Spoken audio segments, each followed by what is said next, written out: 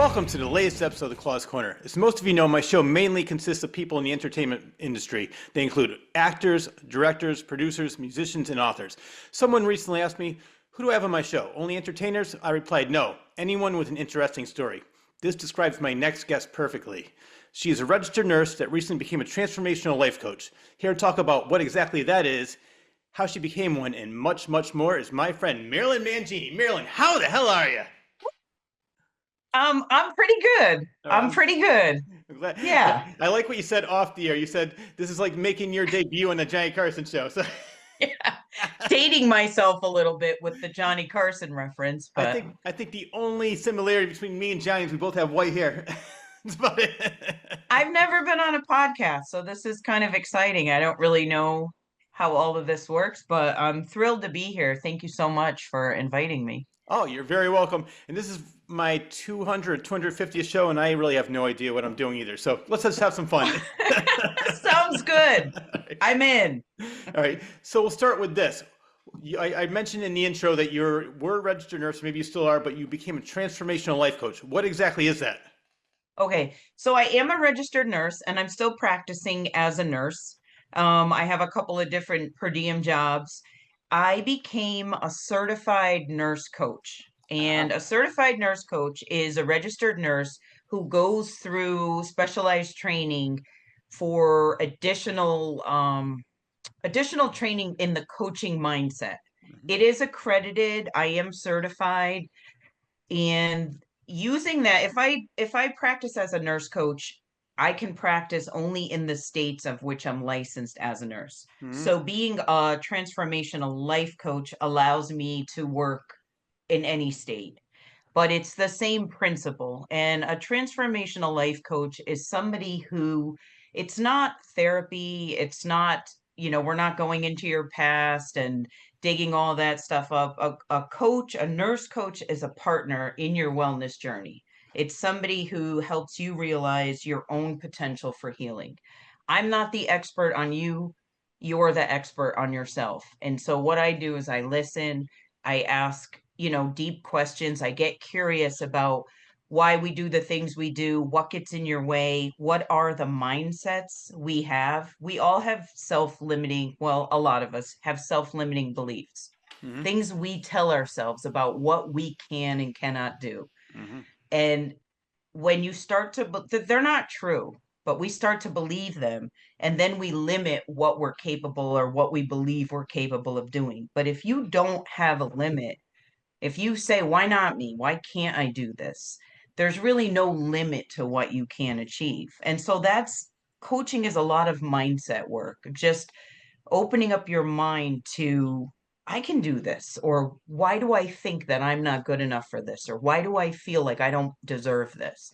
So that's what it is. And nurse coaches want to transform healthcare because the model is a sick model, Yeah. our healthcare system. We kind of push meds, we're living longer, but not better. Mm-hmm. And the nurse coach's idea, lifestyle, we can reduce, eliminate, prevent, modify, especially the major killers, cancer and heart disease, with lifestyle changes.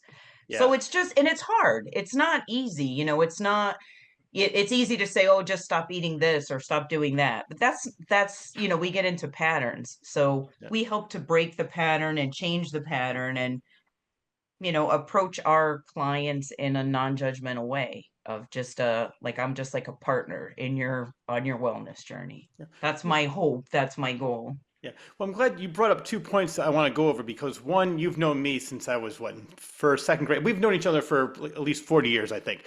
And as you know, I grew up with cerebral palsy. Not really but over the years, when I played baseball, I had the highest average in the league. When I graduated high school, I was in bands. Then I went to Connecticut School of Broadcasting. I was in radio for a while.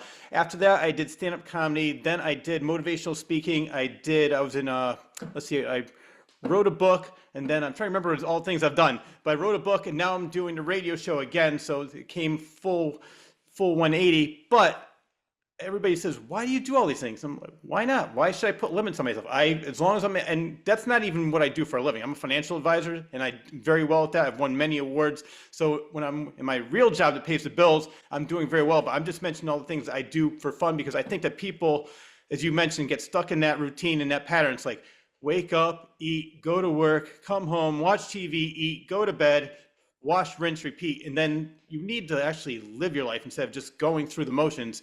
And that's where I think for me, I am never depressed. I'm basically like this all the time. I mean, every once in a while you get in a mood that maybe I'm not as happy as I am other times, but for the most part, nothing really gets me down. And I think the reason is because I have so many things going on and I have many passions. And when people say, I can't believe you're doing this, why do you have to do all that? And I just say, why not?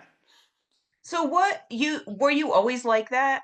Okay, first of all, yeah, I think we might have even been in kindergarten together. What I remember of you is I knew you were different, like there was something different about you, but you, as far as I can remember, is that you were just always like running around, like Yeah. doing stuff. Like you were a ball of energy, and Yes. like the teachers couldn't really keep up with you. And it was just there was a moment where it was like, oh, there's something a little different. But then it was just like, yeah, you were just like doing everything. There was no limit. There was no, Yeah. and so that didn't matter. But were you always, like you said, you don't usually get depressed and you try everything. What do you attribute that to? Like, do you think that's just your personality, your parents?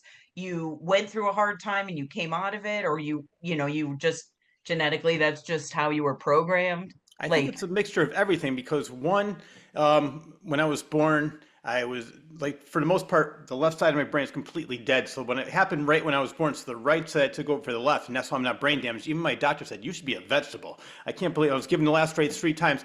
I don't remember any of that. So most of the hard times were before my memory really right. could comprehend that. So I didn't really go through all of that, but my parents were always very supportive. They're like, you can do anything you want. And like when I was little, I remember my parent then tell my parents, oh, we can give you money for this. We can put him in special classes. It's like, no, he doesn't need special classes. No, we don't need money from him. So they didn't treat me as the special boy, Right. which I'm very glad for. And I was, I did all the same classes as everybody else. Just like and it was funny because when I was in first grade, if I started off very shy, like I was full of energy, running around, things like that, but maybe I didn't talk as much. And I forgot who my first grade teacher was. Oh, Mrs. Pate. I don't know if you had her. No, no. Okay, but she goes, and she wasn't sure about me and reading, and I loved reading. I read constantly. It doesn't matter what it is. I'm always so she gave me the book for like the whole year. I read it in a week, and she goes, I went from the lowest reading group to the highest because she goes, oh, I didn't realize that. So then I finally started to come out of my shell, and I became who I am now. But I never. I guess the one thing I can attribute to is like one, my parents were always very supportive, and Hmm. two, I never really cared what people think. Like Yeah. I care less if they like me, if they hate me, and it's just as long as I'm having fun, that's all that really mattered to me, and that's what I've had back. Usually, it's funny because usually kids are like that, and older people are like that, but usually people between like 14 Yes. and 55. But yeah, I remember I still have friends who I was with back when I was 20, 21, and she finally is like me now, and she goes, "All these years you've been telling me, who gives a shit? Who gives a shit? Don't worry about people. Just do what you want." And she goes, "I wish I listened to you 30 years ago." So I think all those factors made me Hmm. like because not really caring, having lots of passions, having the support of my friends and family, and just never thinking I couldn't do it. Like anytime I put my mind in something, I'm really like recently I got into running 5Ks, and my last 5K I was second in my age group, and I won a medal for it. So whatever I want to do, I always go out and say I'm going to conquer it. Yeah. And you do. Yeah, Because you don't have that mindset that like I can't do this or I'm not. It's just and so many people, like you said, their lives are so shrunken and restricted because they're labeled or they think of their only this is their bubble and they can't go out of it. And what will people think? And like most people are thinking about themselves. hmm Most people are too busy worrying about their own stuff. But it's really, I mean, I really want to help people see that you because I've had that, you know, concerned about what people think. I've had anxiety. And I know that it's held me back. And when you kind of, like I did going through this program, it's like we are coached ourselves, and it's transformation. It was transformational for me too. Even just doing this. This is not something, because I've never done this before. I have no idea what you're going to say to me or how it's going to go. Yeah. And that's the type of thing that would cause me anxiety in the past. But now it's like saying yes to new experiences, because that's how you grow, Hmm. is being uncomfortable. You have to be in the kind of uncomfortable, unfamiliar zone, and a lot of people don't want to do that. Like you said, as you get older, you just get more kind of stuck in your Yeah. thing, and if you don't push yourself, your brain will not like continue to get that neuroplasticity and grow and change and evolve, and your world gets small. And there's a big, beautiful world out there. Oh yeah, I always tell people that I never say no to anything. When somebody asks me to do something, I will do it, and I'll give you a couple examples. One time I went to this. It was a sing along at the Strand Theater. It was for Greece, I think, and nobody was getting into it. So I just jumped up on stage, No, got you everybody didn't. to, yeah. So then the woman comes up to me and she goes, "You know what? You're really great at getting the crowd going." She goes, "We host movies. Do you want to dress up as Beetlejuice and host that?" So now I started doing that, and that became like a paying job where I was Beetlejuice, I was the Grinch, I was the Blues Brothers, and then and one time there was a Buddy Holly play, and I do the same thing. Whenever I'm somewhere, and I could care less about attention. I just like get into the same music, and I just don't even really realize what I'm doing until after. I'll just get up and start dancing. And the girl I was going out with at the time says, "Everybody's looking at us." I said, "Nobody cares." And then finally, after like during intermission, people are like, "You're just doing what I had the balls. I wish I could do." I was like, and she goes, "Really?" I said, "Yeah." She goes, I wish I had the nerve to get up and do it what he's doing." Yeah, And I said, most people want to be able to do that, and they want to be able to get up and not care about anything. And so I've had actually most of my girlfriends are like that, where they're like, "I don't want to be the center of attention." I'm like, nobody right. really cares. And usually the people that do notice us are like, "You're a lot of fun. I had more fun watching you than I have the show." And I've had that so many times. And I'm just using that as an example of where not caring, just being yourself.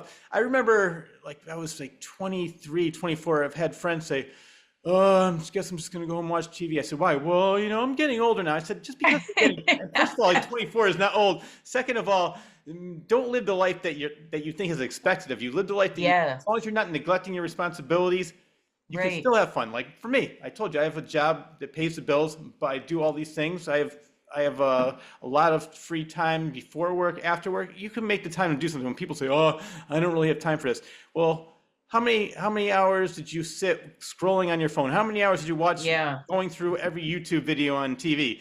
If you add all that up, you have plenty of time to get things done. So that's where yep, I think my attitude's always been like that, and I think another reason why I'm just so happy and I get so many things done, because it's all about for me, it's all about prioritizing. yeah. Like for tonight, I have 3 interviews coming up, and I really have not had a chance to. So I watched a documentary on one, wrote 74 questions Oh down. my Then I God. got another. I watched another interview with another guest I'm doing a couple days later. Got that ready, and then I said, "All right, I got to brush up on the notes I did with Marilyn, because I haven't looked them over in a couple days because we postponed it once or twice." So, Right. and that's after getting out of work at 2:30 in the afternoon. So So do you do you ever kick back, or do you like, some people like this for you, is this like, this is what you thrive on? This is like, you get your energy from. So do you like ever just like chill and like lounge, or you always got to be doing a project? it's funny. I don't really feel like I always have to be doing a project, but when I am sitting back relaxing, I feel like I'm wasting my day. Like if I have a Okay, day so off and I'm you're just like, I got to do something. yeah, Yeah. because I sit back and I said, "What am I doing? What I did?" Like I know so many people that only have like I go to a gym, and I have several trainers because I can go to I have the discipline, and I have the motivation. It's just I want to know exactly what I'm doing is working. So Right. and they only have one day off. So I said, "What'd you do?" "Well, I slept all day." I said, "You have one day off. All you did was sleep." So for me, I'm always looking. It's like, all right, what's going on this day? What's going on that day? An example was one of my friends wanted to make plans with me. I said, "You know what? I think I have a free date on December 20th if you're free." And she goes, "What?" I said, "Yeah, December 20th." So it's just that there's so many things going on. And it's not that I have to be active all the time. There's just so many things going on. And the funny thing is it may seem like it, but I do not have FOMO, fear of missing out. I don't. I just want to I want to look. I don't want to sit back when I'm older and say I should have done that. I wish I did that. I Well, just it sounds like it's not like you're forcing yourself. no. You're in the moment. You're enjoying your life. Like you said, when you're, singing at the sing-along or Yeah, hosting this, it's not about anything else but really just enjoying that moment and like being alive and just being present, which is really beautiful. I mean, that's yeah, really wonderful. And a lot of people don't or can't do that or, don't even have a desire to, but it sounds like you know yourself, you know exactly what you're doing, and yeah. you're gonna like live it to the fullest because that's where you get your like that lights your soul up, you know? Yeah, and that's what people say because people are, I work with a lot of younger people and they're like, "Oh my God, you're so old." I said, "I love being the age I am. I'm I 56." know. And people always say, "You know what? You are not a 56-year-old. What do you know? You're not like a normal 56-year-old." And I'll give you another example of that. When I was doing comedy for a while, I had another comedian say, "I'd get up on stage and do an impression of Rich, but I'd probably passed out due to exhaustion." I said, "You're 25 years old. I'm 54." You're like, I just can't keep up with you. And I have 20-year-olds say the same thing to me. So it's funny. It's just like you're and you know what it is? With them, it's also infectious. And they're like, so many people tell me, and I'm not saying it to brag, I'm just saying that just by me being me, people are like, oh my God, you inspired me to do this. Now I have, since I started doing the 5Ks, I have 3 or 4 people wanting to enroll in 5Ks. They're like, you Yeah, got me inspired to want to get up and do something. I've been wanting to do this, but since I'm watching you, and I don't even tell people to do anything, I just do it. And I exactly. tell them what I'm doing with my life, and they're like, "Oh my God, I feel like I don't. I feel like I'm boring. I'm not doing anything." And then it sort of forces them to want to do something more. I know I was like trying to I think I don't know when I first kind of like ran across some of your stuff like online and I was eh, telling my son like oh yeah because I think it's the horror movies or Yeah, something he's like into that and I'm like and he was like well what does he do I'm like I don't know he's like into everything like I can't really he's here hosting this thing and then he's doing this interviewing these people and then he's at all these conventions and yeah, I was just like he wrote a book I said I don't really know what he does but he does a little bit of everything and I want to ask you because I never got into horror movies. Like I yeah. can't do it. They scare me. They do. And like my son like wasn't into them and then I don't know what happens. Like a flip switched and now he's like into it. Like as soon as October's plays the piano.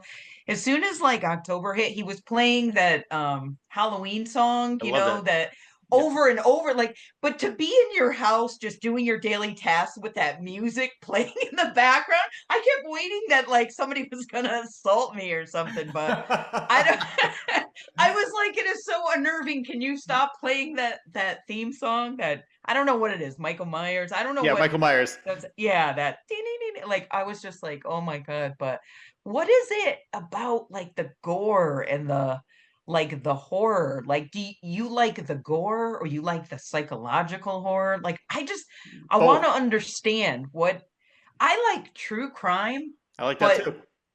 the horror stuff, I was like, don't bring that into the house. Like, it's gonna be I don't know why that is more scary to me than the real true crime because Yeah. No, I but don't I know don't either. And I'll tell you, well, I'll tell you, I was indoctrinated into the horror scene at a very young age. When I was 7 years old in 1975, my father said, "Hey, my brother, I have 2 brothers, and they're both a year and a half younger than me. So one's a year and a half younger than me, the other one's a year and a half younger than that brother.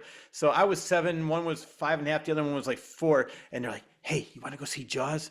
Or do you want to go to school?" I said, "No, let's go see Jaws." We saw yeah. Jaws, and that whole year, I mean, that one summer in 1975, I remember counting. I have a book still. I found it 17 times in the theater. And I remember my teacher goes, "So Rich, did you were you sick yesterday? You didn't go to school?" "No, we went to go see Jaws." And they called my house. "I told you to fucking lie." But then when HBO and the movie channel came, this is I said, like I mentioned, I love I guess everybody who is at a certain age loves that era because that's what they grew up in. Like younger people, oh, I love the 90s. For me, I love the late 70s, early 80s. So early Yes. 80s, that's when video started coming out and HBO, movie Yes. channel, all that. So then all these other movies like Phantasm, which is one of my all-time favorite movies, and my father would be waking my brothers and I up at 3 in the morning. Hey, Phantasm times. My father would fall asleep. My brothers and I would just be sitting at the TV screen going, like this. So by the time I was like 10 years old, I was so desensitized Nothing ever scared me. I knew nothing was real. So I think, and every time my parents would bring us to a movie, they would say, "I don't know if your kids can handle this. My kids can take it. Get them a ticket." So I remember watching Blood-Sucking Freaks, I Spit on Your Grave, Phantasm, Evil Dead, and then of course as I got older, then became the Jasons and the Michael Myers and Freddy Krueger's. But I remember seeing all these low budget independent horror movies that in VHS. I would just look at the video cover, and even if the owner wouldn't let us have it, my father would get it. It's for me. So I think Did that's you why I always had a love for it. did you ever see the movie American Movie? I love that movie. Yeah, Right? it's the Isn't filmmaker. that like one of the greatest? I was just like, this cannot be real. Yep, He has a radio show, he does. on a public access radio show. You can stream it online. Because I was looking him up. I recently watched it again, and I was like, I wonder what that guy's up to.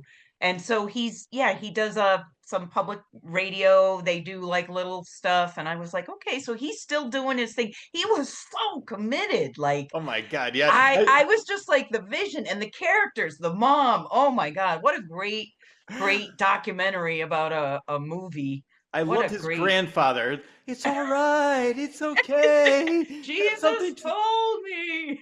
No, Grandpa, you're doing it wrong. Come on, Grandpa. And then his A friend was the poor best. guy, right? His friend was recovering alcoholic.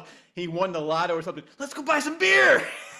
Like, I love that movie. And for people who don't know, it's a documentary. And like Marilyn said, it doesn't seem real, but it's real. There's nothing fake about it. It's not like these reality shows now where they're basically written and put into a situation and they're scripted. This is just them filming this guy. And this guy is crazy, but I think he's a really good filmmaker. And he's like Yeah. you said, another thing that goes with what we were talking about before. He has passion. He knows what he loves, and he goes full 1,000% into it. And that's what I love about him.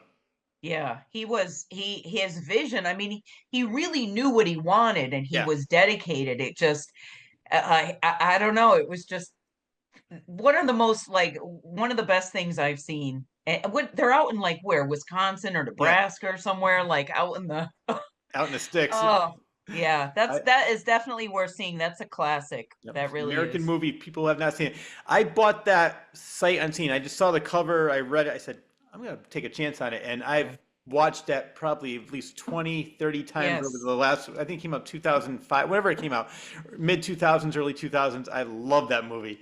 It never gets old. No. Like when you read, every couple of years you dust it off, you're like, hey, it's time to watch this. It just doesn't get old. Yeah, it's a good one.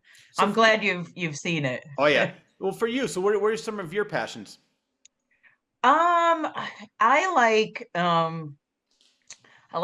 I like walking with my dog. I like Mhm. being out in nature. I haven't done it in a while, but I like boxing for exercise. That's Really? something yeah, I really, really enjoy that.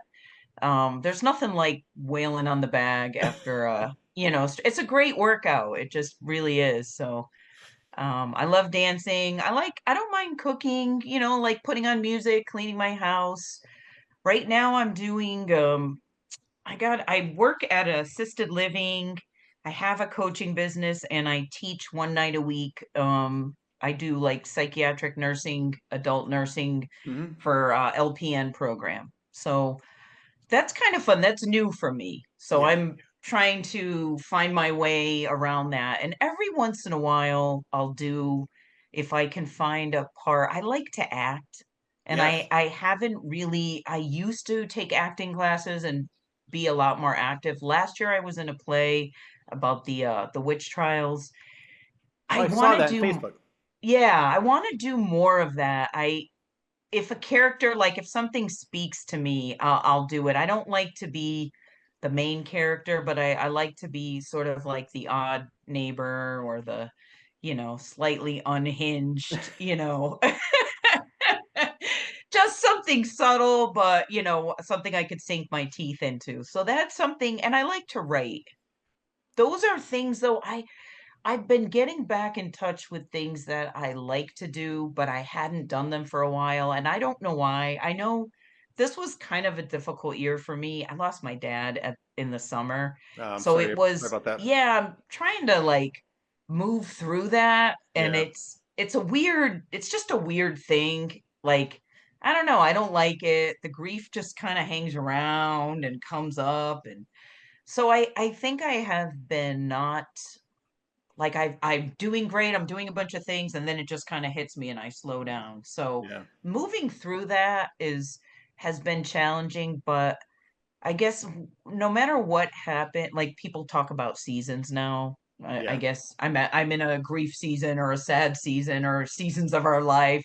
Yeah. I guess I'm in this season, but I think we can always get curious about what can we learn from this Hmm. when when we're moving something. How do I respond? What helps me? How do I move forward? What's important to me? So I think I'm kind of just reevaluating and readjusting. And I feel like next year, like I'm going to start kind of, I want to get more creative. I think I haven't been as creative as I'd like to be. I think the teaching allows me some creativity and the coaching. And so I'm trying to, do more writing and get more creative because I think that's who I am at my core. But, Hmm. like life, I just got busy with stuff and I guess I told myself like I don't have time for that, but like that's what I like to do, Yeah. you know? Well, it's funny. Very recently, I almost forgot about this. Speaking of Halloween, I went to, as you mentioned, I go to these movie conventions, and I wanted to meet. I don't know. You must remember this. Most of the people I work with are too young to remember it. But Doug and Emmy Joe, new Zoo review. Do you Oh remember that? my God. It's the new zoo Zoo review. review coming right to you for Doug and Emmy Joe. So I met them, and they actually wrote a song for me. I had them on my show. You got to check out the Stop. episode. They're two of the nicest people in the world. Uh, but when I was there was this guy, and he had all Michael Myers masks. I said, "Wow, those are really cool." So I started talking to him for a while. He goes, "You're probably one of the coolest people I ever met." And I said, "He goes, I make fan film movies. I would love to have you in one of my movies." So it's on YouTube right now called American Halloween Part Three, and Really? for what it does, they said it has like over 50,000 views. So I'm happy with that. But I just love, just like you, I love the creative. And again, I just said yes, let's do it. I didn't even hesitate. Right. Like, let's do it. So maybe, and then I started doing the 48-hour film fest. I don't know if you've ever heard of that, where you get a group of people. You have 48 hours to, you get a subject, and then you have three clues you have to put in that story, and you have to write it, direct it, act it, edit it, put the music into it, and then all within 48 hours. And I did several of those. I did two this last year, but maybe when it comes out, usually in the spring, we should do one together. How do you, yeah. I've never, oh, that sounds fun. Is Yeah, it like, does it start to come together or do you like, how did you find that? but luckily people found me because through. No, but I mean like the process of it. Like, did you find that the story came Oh, together and you were able to do it, or did you feel like it was too like, oh my God, you were really scrambling? Do you feel like it? well, for me, I just acted in it, but the people that wrote, Oh, because okay, I was okay. just they just because what happened was one of my trainers was in a movie and he goes, Rich, you should come down here and check it out. So I said, all right, I checked out. So when I was there, they were only going to do, because if you see a lot of my pictures, I usually have a lot of the horror movie stars choking me. So they said, well, we're gonna choke you. And I made a couple of jokes, and the guy who was directing goes, man, this guy's hilarious. So they kept on expanding my scene. Do that again, but without anybody laughing. So they kept so one of the cameramen from Nat said, told somebody else, and they're like, you got to have this guy Rich in your movie. So everyone led to like one door opened, another door opened, another door. So I've always acted and people found me. I never really started from but I would love to do that because everybody that puts their name in, so you and I can start our own team. We don't have to like have somebody recruit us. So I would love to like write it with you. Directing would That's be the issue because I'm not really sure about how to do that with a camera, but I'm sure we can get somebody that could help us with that. Yeah, my son wants to go to school for directing. Oh, really? He we went to NYU for like an open house. I mean, it's competitive, but I'm like, why not? You got just as much of a shot as anybody else. Sell your passion, sell your vision, like, you know what I mean? What do you think? I know this is your show, but I want to No, ask no, I you like a this. question. This is fun. I'm taking over. No, but like what would you say is one of the things you're most proud of that you've accomplished in your life or overcame or just done? Like something that really you're like, I'm so glad I did this, or is there one or two things that you can think of? Um, I think no, not one or two in particular, but I'm just happy that Was there uh, anything that was super hard for you to achieve? Or I guess does everything you just do it and it just works out? Like, for the most part, it's funny. It's just things like my girlfriend always says, everything always works out for you." I said, "Why do you always sound so mad about that? How come everything's so easy for you?" It's not really that easy. It's just I create opportunity, and it's hmm also the mindset too. I have a good relationship. yeah, But I guess like very recently, I'm very proud of this. Is around 2020 when COVID hit. I just not really got lazy, but I started like, people, you were home more, ate a lot more, drank a lot more. So I gained a lot of weight. So that's when I said, I got to get a trainer. I got to find out, I want to lose this. So over the course of 2 years, now it's like four and a half years, I lost over 60 pounds. I kept that off. And wow, that's when I started doing the 5Ks. And like, as I mentioned, I've came in second in my age group several times. I started doing originally, it was like 13-minute miles. Now I got it down to a 6-minute mile.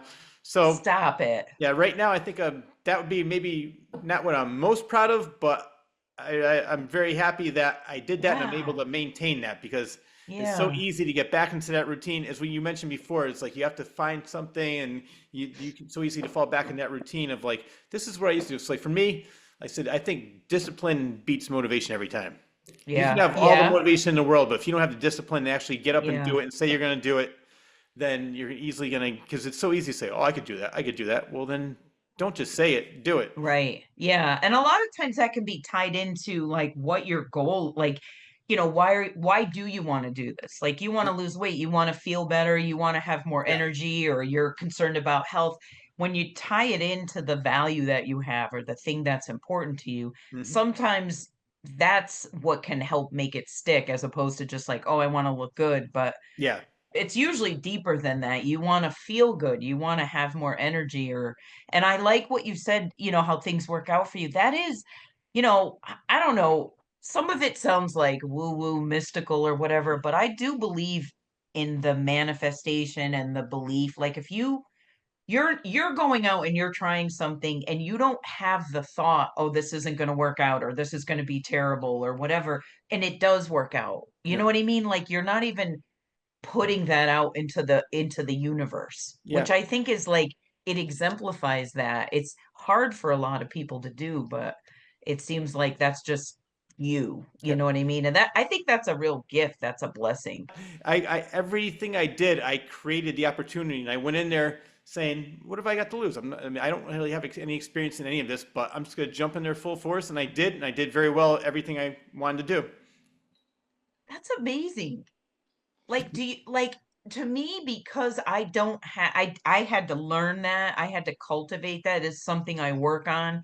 It's so amazing to me, especially at a young age, that you just didn't have that feeling that like, oh, what if they don't, like whatever, like there was no obstacle you put in your way. You were just like, sure, I'll try it. Like, Yeah. let's see what happens. And you're okay with either way. Like if you didn't get the job, it wouldn't be like soul crushing. It'd be like, well, I tried that, I'll go to the next one. Like I just find that fascinating and like I'm envious of that in some ways because I feel like I have, and I think other people, they spend so much time, you get stuck in that mindset. So Hmm. I think that's why I want to coach people because I've learned it myself. I've been there that you're only holding yourself back. No one gets to live your life but you. And at the end of the day, those are your experiences. And if you're always thinking about what other people think or what could happen or whatever, you never live your life. No, And I exactly. want people to like really be able to enjoy the possibilities because really anything is the possibilities are endless. Oh, Really. definitely. Yeah. We put the limits on ourselves. Well, I We think the really big, do. no, I know, and that's why I always tell people too. Is I said the fear of failure. I said, what's the worst thing that's going to happen? Somebody says no. Who really cares? I mean, Yeah. you're not going to like when I was doing stand-up comedy. How can you get up there? I said, it's not like I get off stage and somebody's going to shoot me. I'm gonna walk off. I'll dust myself off. They laughed yesterday. They'll laugh tomorrow. I don't really care if I bomb. I said, I'm having fun doing it. And it was funny because people, I had other comedians say, why are you always so happy? I said, I'm having fun. You have fun doing this? I said, what are you doing this for? They thought they'd get up on stage, do a 5 minute set, and then Comedy Central would call say, we want a four Right. comedy. It's like, it's not gonna, for the most part, it's not going to happen like that. And don't do it. because you want success. Do it because for the passion, for the fun of it. If success comes with it, like I said, I never would try and stop it, but I wasn't saying I'm going to get up there, I'm going to be the biggest comedian. Or even when I wrote the book, I said, oh, I'm not going to be a best-selling author, but I did it because I have a passion for it, just like you with writing. And it's funny because I used to be a part of a writing group, and I taught a class, and the class that I taught was perfection is the death of good. I had so many Yeah. people say, well, all right, I'll give you an example. I started the group. They were already, the same people that were there were already starting writing their book. During that time they were writing, I wrote all my drafts, had it ready, sent it to my friend who published it. It was did a couple book signings at Barnes and Noble. They're still working on it. I said, you're never going to get it perfect. Just get it. And I think more of what they were worried about was that once it was out, then it might fail, or people might not like it. I said, if you write something that everybody likes, you're not doing it correctly. Just Right. because somebody said, oh, well, who should I write for? I said, write for yourself. Let the audience find you. Don't find the audience. You're absolutely right. I did a little stand up myself, Rich, Oh, back really? in the day. Yeah, in New York. I made my debut at the comic strip, and there's a grainy video of me somewhere, I but got to see this.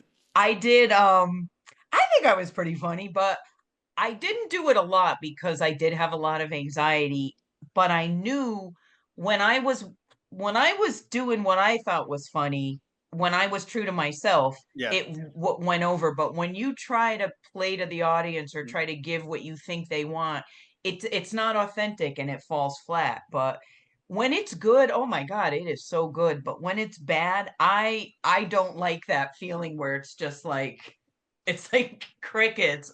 It's just like you just want to like crawl off the stage. It's kind of the very uncomfortable, but that was like 20 years ago. Maybe I'll give it another shot. I think you Rich should. Sear told me to quit my job and be a stand-up comedian. And I owe it all to Rich. I'm not a transformational life coach, but I play one on YouTube. that's that's That's good stuff. well, That's I good remember stuff. and that's another thing. I always tell people too in comedy. I said, I don't care if I bomb. I don't care if I do well. Of course, I want to do well. The worst thing I think would be like, hey, what'd you think of Rich? Which one was that? I don't really remember. So I'd rather have somebody Really? that, Yeah. because I did jokes about cerebral palsy and people did not like it. I'm like, you know what? A lot of people laughed at it. Maybe this comedy isn't for you. So I didn't. And somebody told me like, oh, you could probably get more shows or play bigger places if you made it more generic. I said, no, I'm not going to do it to please. I'm going to do the audience. I'd rather have a small group of people that love me instead of like a large group of people that say, Right. yeah, he's okay. Because I Yeah. remember somebody wanted me to play a Woke at Fair. I said, I don't think that's going to be good. I already know, like I knew my audience. That's not going to work out there, but it would be fun. Wow, I didn't know you turned down gigs.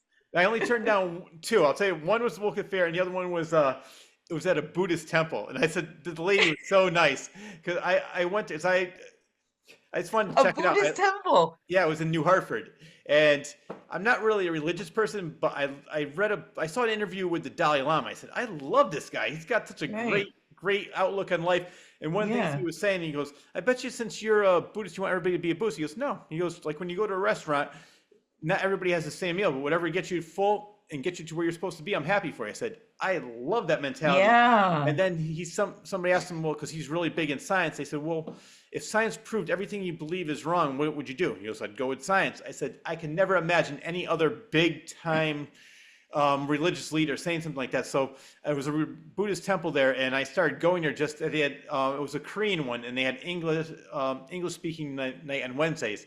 And the lady there was so nice and so, oh, you got to do your stand up here. I said, no, I don't think you're gonna like that. But Really? Stand up at the Buddhist temple? yeah, That's that would be fun. But you know what's funny? Speaking of that, when we talk about being genuine, sincere, the one who was from Korea, the one who really lived at the place, they had somebody there, a speaker there, and some of the American Buddhists were like, oh my God, this guy, they're like being very judgmental.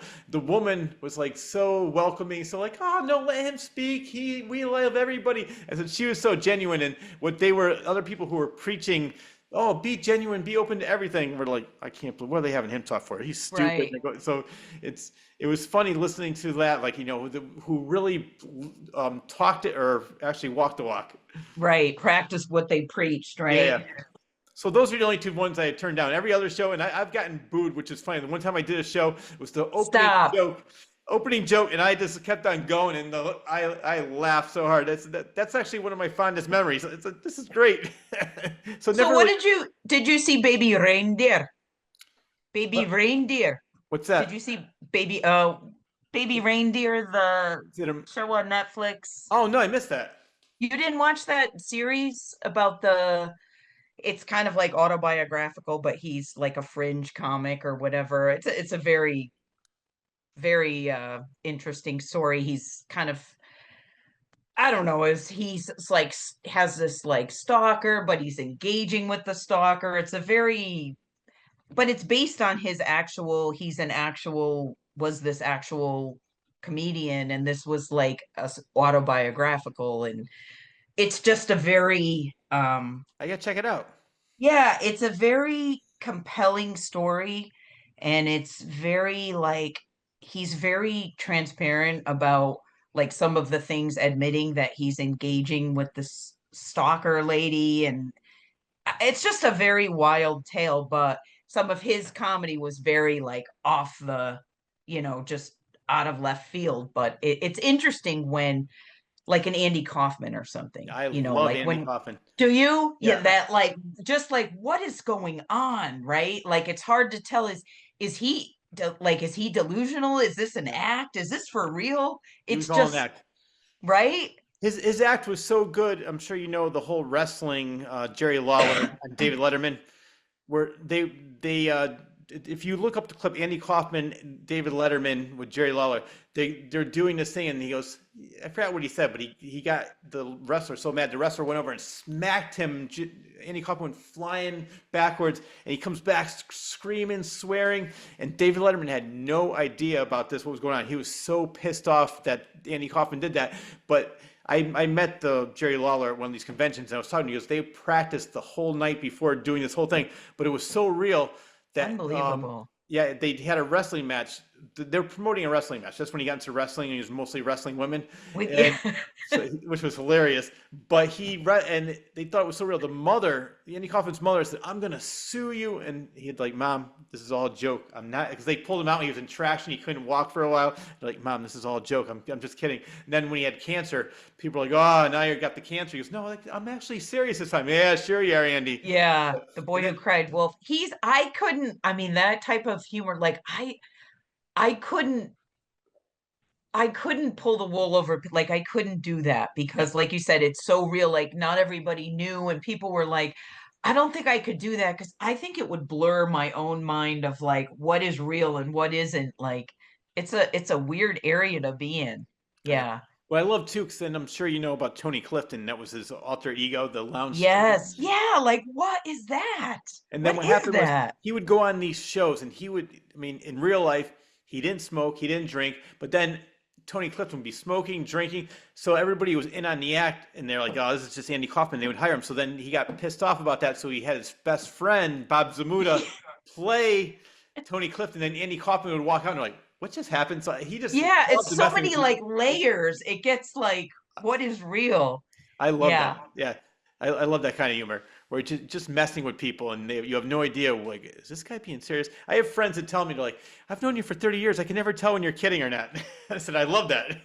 Do you? Yes, I love Yeah. that. I just have that sense of humor where I'm like, I could be really sarcastic and then I'll just like, won't say a word and then I walk away and you're like, is he serious or is he kidding? So am I being set up right now? Is this a setup? Well, of course not, Marilyn. This is all real. I would never lie to you. Never, not me, right? Were you in my kindergarten? When did you, Fermanti. what, huh? I had Miss Fermanti. Maybe we didn't, did we go to the same school? Terrell. Yeah. Yeah, I went to Terrell, and then I went, and then after that, Alcott, and then high school. So, Okay, so you were with us all along. Yeah, yep. I felt like I remember you from kindergarten or first grade. I had Mrs. Sullivan, I think. And that was first grade or Oh, second. first Yeah, grade. because I had Miss Fermante and then you had Miss Sullivan. Yeah, so that was, but kindergarten it was Miss Fermante, if you remember that. Wasn't it Miss Mahalan? No, maybe that was a little bit later, but no, you and I are the same age, so Yeah, I don't know. unless she But was the there was assistant. only like one kindergarten Yeah, class, yeah. right? Was We used to there? have we used to have two class, like a morning class and an afternoon class, Oh I think. yeah. And then I liked the afternoon class. I would be just in time to get home to watch Magic Garden. I don't know Oh, if you remember that I show. liked my schools. Oh I yeah, thought we had good schools. no, we really did. And I think so. my parents, Look at us. Look at yeah, us come geniuses, on, look, right? there's two successes. Come on. The Wilkins school system at its finest, right here.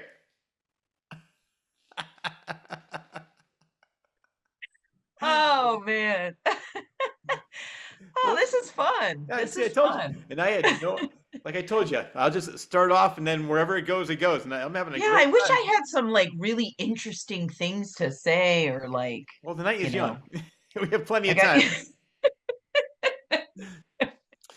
Well, let's go back to coaching for 1 minute. I want to. Okay. How could you mentioned the difference between therapy, and actually, I'm glad you mentioned earlier about medication because I think way too many psychiatrists are so easy to prescribe medication. They're like, oh, you have this, take this. Instead of like, it's similar to putting a piece of tape over the check engine light on a car. You don't see the Yeah. check engine light, but you have no idea why the Right. engine's not working. So a lot of people, Yeah. a lot of psychiatrists, instead of like getting to the root of the problem, just take this, you'll feel better. And I know people that went to psychiatrists and they finally had to quit because the medication just turned them into zombies. And they said, I'd rather be depressed than feel like this. Well, okay, so I do believe there's a place for medication, but I don't believe it's the first place we should start. Exactly. And I do believe there are some disease processes that are, we have the technology, we have incredible resources, but the first place you start is with the person Hmm. and the individual. And that's what, like, that's the core, like, nurse coaching is the core of nursing. It's holistic nursing, it's knowing that person's financial, physical, spiritual, emotional, like environmental, all those factors affect someone's wellness and well-being. So you start with lifestyle and you start with knowing what's going on in their life and helping them identify their goals. You always start with the person. Medication should be, because then you're taking this pill and it causes this side effect, so you take Yes. this pill for that side effect. There are times when I believe medication is warranted. So I wouldn't say like no medication, but there is a lot of holistic and natural ways that we can address physical and emotional needs that we should try first. Hmm. And I think the fundamental of nurse coaching is listening. And sometimes people just need someone to listen to them, to Yes. hear what they're saying. But also, if I slow it down and I really listen to what you're saying and I ask you questions about that, it allows you to start to examine your thoughts and Hmm. you come up with your answers instead of me saying, Rich, you need to do this, do Yep. that, do this. If I'm like, what is the most important thing for you, or what do you want to see? How will you know that things have changed? Like giving you a chance to really examine inside of yourself for you to come up, like when you hear it, when you think about it. But our world is so noisy and busy, Yep. we don't take it. It's like you said, it's just easier, just take a pill or whatever. But sometimes we just slow down and we can listen to ourselves. We have the answers in us. We Hmm. know what's right for us. We just need to maybe believe in it or whatever else. So it's, our mind is incredibly powerful, Oh like yeah. unbelievably powerful, that we have the power to heal ourselves. We have the power to manage our pain, say. We have to believe that we can do that though. If you're just like, yeah, that's not going to work, some people think it's hokey, but meditation and breathing, those things legit work. They do. You have to believe in them though, Yeah. you know. I believe in that. I don't do that. I don't do meditation or anything. I know plenty of people that do, and they love it. But for me, I'm able to distance myself from the situation. And say, I'll give you an example. My brother's wife recently passed away from pancreatic cancer, and she was sick from 2000. It was March of 2000. It was right before COVID, and she just died last July. and she suffered. But she never once complained. And then I've had other people say things like, "I'm so depressed," and this and that. It was over trivial things. And my brother's wife, her name was Lean. I said, "I bet you Lean wishes she had your problems." And then they'd get, "You don't understand." I said, "I understand. It's like, I'm not diminishing your problems, but if you step back and say, you know what, if this is the biggest thing that happened to me today, life is pretty damn good." And luckily for me, I'm able to do that. So Yeah. I never really needed to talk to anybody about that. I'm able to just, because as you said, the mind is very powerful. I'm able to say, you know what am I getting so upset for? This is just stupid. And then I said, all right, let's get on with life. And Right. so I'm able to, Yeah. like, as I say, like, I'm able to go up to the mountains and then come back down. And I've always been able to do that. And I know so many people that are unable to do that. But like you said, if you just, because this is about 15, 20 years ago, I had a girlfriend and she was going to therapy. And it was funny because after 3 months of going out with me, she goes, "Oh my God, I forgot to call my therapist." I said, "I'm telling you, you really don't need her." She just was in a spot, I think, where she was sort of like, it's a long story, but I think that she was sort of like told that she needed therapy. Like her mother was trying to keep her down because her mother wanted to make herself feel more important, that she needed, like, you need this, you need. As soon as she escaped from that, she's like, "I feel so much better now." But one time I went there to meet her therapist, and her therapist said, "Well, this is what I think your issue is." I said, "No, this is what I think it is." And she said, "Wow, I never really looked at it like that. I think you're right." And then one time she made a comment. She goes, "Well, Rich always..." Wait, did you contradict the therapist Yes, in the session? yes. You're like, "Excuse me, doctor. Let me tell you what the diagnosis is." I That's exactly it. But the funny thing was, and I don't even realize I'm doing that. That's just how I am naturally. And I'm talking to her, and I said, "No, no, I don't think that's your problem. I think your problem is this." She goes, "Wow, you know what? I never really thought of that." And then later she was talking about, because she was saying, Rich always likes to do things on his own, this and that. And sometimes I feel left out. I said, "Here's what I think." I said, we both have our own separate lives. I do things on my own, but that just makes the times that we have together even more special." Hmm. And the therapist goes, "Here's the phone. Can you call my husband and tell him that?" The therapist loved me. So, but the therapist was trying to get her to open up and say, "Well, this is what I think the issue is." And it was funny. It's like, no, no, this is what I think it is. And I agree with you on that. I've never been to a session on my own, but I've been in and I like when the therapist actually gets the person to, tell them what the problem is, because I think a lot of people, I don't know why, I think they feel more comfortable talking to a stranger. Maybe if they feel like they're being judged by friends. Hmm. Yeah, it's easier to be with a somebody who's objective and they don't have any like skin in the game. Yeah, But it's not for me to say, what your problem is, Rich. My thing would be, what do you think is your biggest problem right now? Or what is your biggest pain point right now? And then we go from there, and we just ask, how would you like that to change? And what can you do? And it's simple. Sometimes people hearing themselves say it out loud, they're like, "Oh, I never thought of it like that." yeah, But I mean, I don't approach my goal is to approach everyone from a non-judgmental place, that I'm not, telling anybody, this doesn't matter, or this is what you should be focusing on. I'm just here to listen for people to kind of get clarity and to support them on that yeah, and challenge, if there's a belief that they're holding on to, just challenging sometimes those beliefs. Well, I can't do that. Like, I'm 60 years old. I can't go back to school. I'm too old. Well, why can't you? Like, what is your thought process behind, like, are they going to tell you you can't come in the building because you're 60, or like, what does that mean to you yeah, that I can't do it? And just helping people break down their own barriers. That's what I would love to do, whether, people get something out of it or not. But yeah. Well, and I love what you're saying. And every time you say something, it gives me an example of my life. Years ago, my grandfather built the road that we lived on. He built most of the houses. So I asked my mother, I said, "How do you learn all that?" And she said, "He went to the library." Because this is obviously long before YouTube, long before Google. So mhm, and so when I hear people like, "Oh, you know what? My parents didn't have enough money to send me to college. I couldn't do this. I can't do that." And I always use that example. I said, if you really want to learn how to do something, you really are passionate about it, there's a way you can do it. Now it's even easier because you can go on YouTube and they have somebody with a tutorial telling you exactly how to do it. But I think so many people use that as an excuse, like, oh, I'm too old for this. And I love what you said. Like, why are you too old? I mean, they're not going to say, oh, sorry, 55 and under. Sorry. They're not But going to I stop mean, you. I think like I know that it's frustrating when people say stuff like that. Yeah, well, I can't do that. But a lot of that is learned. Yeah. Like we learn to just kind of shut things down and just being a little inquisitive, like, is that true? Is it really Yeah. impossible for you to do this? And not like I'm not being facetious or judgmental, but No. let's break it down. What is impossible about this, or why?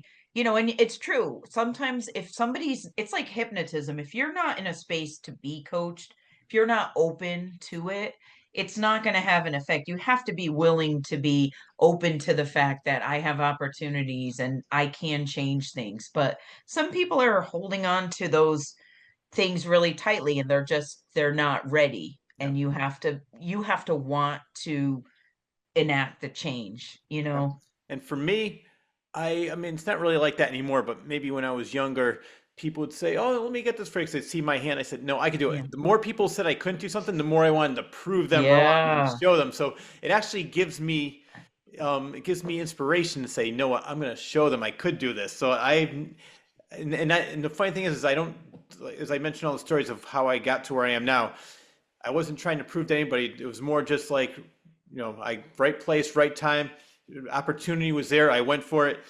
But I love when people say, you can't do that. I'm saying, just watch me. I'm going to do it. And now people are like, oh, Richard, the people before, like at the gym, they'll say like, I'm going to win the next 5K. Oh yeah, no, we already know you're going to win. You think Yeah, you're going yeah, to win. yeah. You're definitely, when you put your mind to something, you're ready to do it. And so that's how I am with everything. And whenever, see my girlfriend I have now, sometimes she'll get discouraged. And I say, you know what, use that. Don't get discouraged, become encouraged. I said, Right. that's only a little setback. Just use that. I'm not like you. I don't have that motivation. I said, I know. It's hard. It's hard for people that aren't like that. And it's yeah, hard for you to see somebody who's not like it's just like, come on, like, why are you making this an obstacle? Like, don't let them win. Don't let them beat you down. Like, so it's like a whole different, it's perspective. It's perspective, but you can shift your perspective, which is great. If somebody wants to start seeing things that way, they can work on it and you can shift your perspective to the point of, I'm going to do this. Like, no one's going to tell me I can't. The hell I can't, right? and the funny thing about So, that is that she actually says that she goes, "Oh, it's not so easy." And just like what you said, I'm looking at her. I said, "Yes, it is easy." And then not everybody is like you, and it's so funny. I've heard so many people say it. It's like, Rich, not everybody's like you, but for some reason, I just never let anything like that get me down. It's like, you know what? You could say all you want. So usually the people that tell you that you can't do it are people that want you to fail because they want to do something like that, but they can't do it on their own or they don't have. yeah. And Yeah, it's hard when it's not easy for somebody to do it. For you, it's easy. It might not be easy for them, but it is possible. yeah, It is possible. And yeah, if you're with people that are like holding you back and you're trying to go for something, people get scared when somebody's trying to like yeah, break out of the status quo. And they will, just like with somebody who's, like a drinker, and they want to stop drinking and people are like, come on, have a beer, they just keep, because it's a challenge to like it's a threat to the environment. So yeah. it's scary to do new things, but I think it's very important for our brain to put ourselves in situations where we learn new things, because that's how we build new connections and we get that neuroplasticity where our brain is constantly growing, and we can stave off some of these memory and cognitive changes by always challenging our brain, Oh yeah. that can be helpful. And I haven't Okay. done it recently, but I used to do motivational speaking. If the comedy led to that, I was doing comedy one time, and somebody said, "You would be a great inspiration to my students." I said, "Where do you work?" And he said it was a place called Abilities Beyond. I said, "All right." So I've been going there every year and a half or so when he gets new classes, and I'll just do my talk. But then somebody saw me, and I did something called the second act at the Palace Theater in Waterbury. Yeah. Yeah. So, but one of my things, and I said exactly what you said, was I said, you know what, try every day, try something uncomfortable. Then a couple days later, that will be comfortable. Then try something new that's uncomfortable. And after a while, it's just becoming easier and easier, become more and more comfortable with the things you do. I mean, every time you try something new, you're not going to feel 100% comfortable, but who cares? Just jump into it. And then eventually, the more you do it, the better you're going to get at, the more confidence you're going to gain because you're better at it. And you can't just be, and for Mhm. me, that's one of the things that keeps me going because I hate boredom. Like I love, if you're doing, as we mentioned, the routine of life, like getting up, going to work, coming home, going to sleep, I that would just kill me. That would be like death without dying. For me, I want to always Really? challenge myself. I want to always be trying something new. I always want to be doing something fun. So what is next? What are some things that you haven't done yet that are on your like bucket list or things that you want to try or do? Well, the funny thing is I don't really know. Most of the things I've done were Oh, really? because, yeah, I mean, besides radio, which I'm so glad because this came full circle, and now I'm doing this, which is so much more fun than was in radio. Because in radio, there was so many rules and regulations. Just say your name, the time, and the temperature, and oh, you have a personality. Now I get a chance to have 3 hour conversations with people, and I've had so much fun. But other than that, every other thing happened because I happened to be somewhere and maybe I failed at something or it didn't quite Ah. work out. But then that opened another door. I'm like, hey, what's in there? And then I tried that for a while. I'm like, oh, wait, what? And like the example would be doing comedy led to the motivational speaking. And then when I was doing, I was writing the book. I went on a couple shows to talk about the book, and they're like, "Do you want to take over the radio show?" It's just I didn't know I wanted to do it, but I didn't realize that that was even an option right now. But Right. so I don't really right now know what the what's going to be next. So But it's just like whatever presents yeah, itself, whatever do you like jump out of bed, like spring out of bed, like ready to take on the world? Are you one of those people? I am and I'm not. I'll tell you what I mean. Like when that alarm goes off at 4:30 in the morning for me to get ready to the gym, like oh, then after the gym, yes, let's go. And I'll come into But work. you get up and you'll go. Oh yeah, yeah. I get up Yeah. all the time, and it's like the initial getting out of bed is probably the toughest. But once I do that, and then all the endorphins Like are. Rocky, do you have a couple of like raw eggs and like do you do that regularly? um, 3 to 4 I've times a always week. wanted to be the type of person that gets up early in the morning and gets in a good workout. Yeah, I just can't. I'm not I haven't been able, we'll say I have yeah, not been yeah, able to get myself up early. I do it later in the day or at night, but I think it would be cool to be able to get up really early before my day starts and do a workout. Because I used to swim in the morning, yeah, like 6:30 in the morning, I would do like laps, and I did have more energy throughout the day, but now I don't know, I haven't been able to do it. I would say yet instead yeah, of like I can't do it, but I haven't done it yet. yeah. But that's something that you do regularly. And for me, it's I have to do it because that's really the only time I have a chance to work out. Because with the trainers, their sessions end at 5 o'clock. I don't get out of work and are home till about 6 o'clock at night. Okay. So for me, but I think maybe like I always here's what I try to do for myself. I say I'm gonna do it no matter what. And like something, and I remember I was reading a book on Bruce Lee and Brandon Lee, and he said he used to always use this as a motivation. He goes, if I don't finish this, my mother's gonna die. And he goes, that way, Brandon, this was Brandon Lee talking. I would run faster than I've ever ran before. So I don't do things like that, but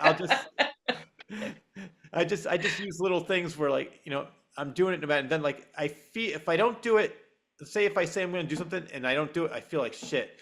But then when I Okay. do it, I'm like, yes, Yes. I Yeah. accomplished something. But the main reason, and I have been a night person my whole life. I was a night owl. I used to always be up to like 3 in the morning, and the first 3 4 months were extremely difficult because trying to get. But now it's just almost become routine. Even if I'm a huge fan of the power nap. Like I'll take a power nap in the afternoon Okay. if I have a Yeah. chance, because that just re-energizes myself so I can do something like this. Because but now like I'll start to get tired around 11 o'clock or so, and normally that would be like my prime time. I'd be like, all right, let's do Yeah, something. yeah. That's when I'd be writing or doing something else. So it took me a little while to get into that routine. But I think what they say is it take 90 days or 60 days Yeah. for a routine To to become a create a habit. new habit. Yeah. Yeah. And Do that, you how many hours of sleep do you think you average at night? probably about between 5.5 to 6. And Sometimes, that, do you feel that that's your optimal, or do you yeah, feel like you could use more? No, you that's feel like, usually I my mean, optimal. everybody's is different. Yeah, that's usually my optimal, but I do like the power nap. Like for Yeah, today, I just because and it's nothing long. It's just like 10, 15 minutes, and then that just re-energizes me in right. the afternoon.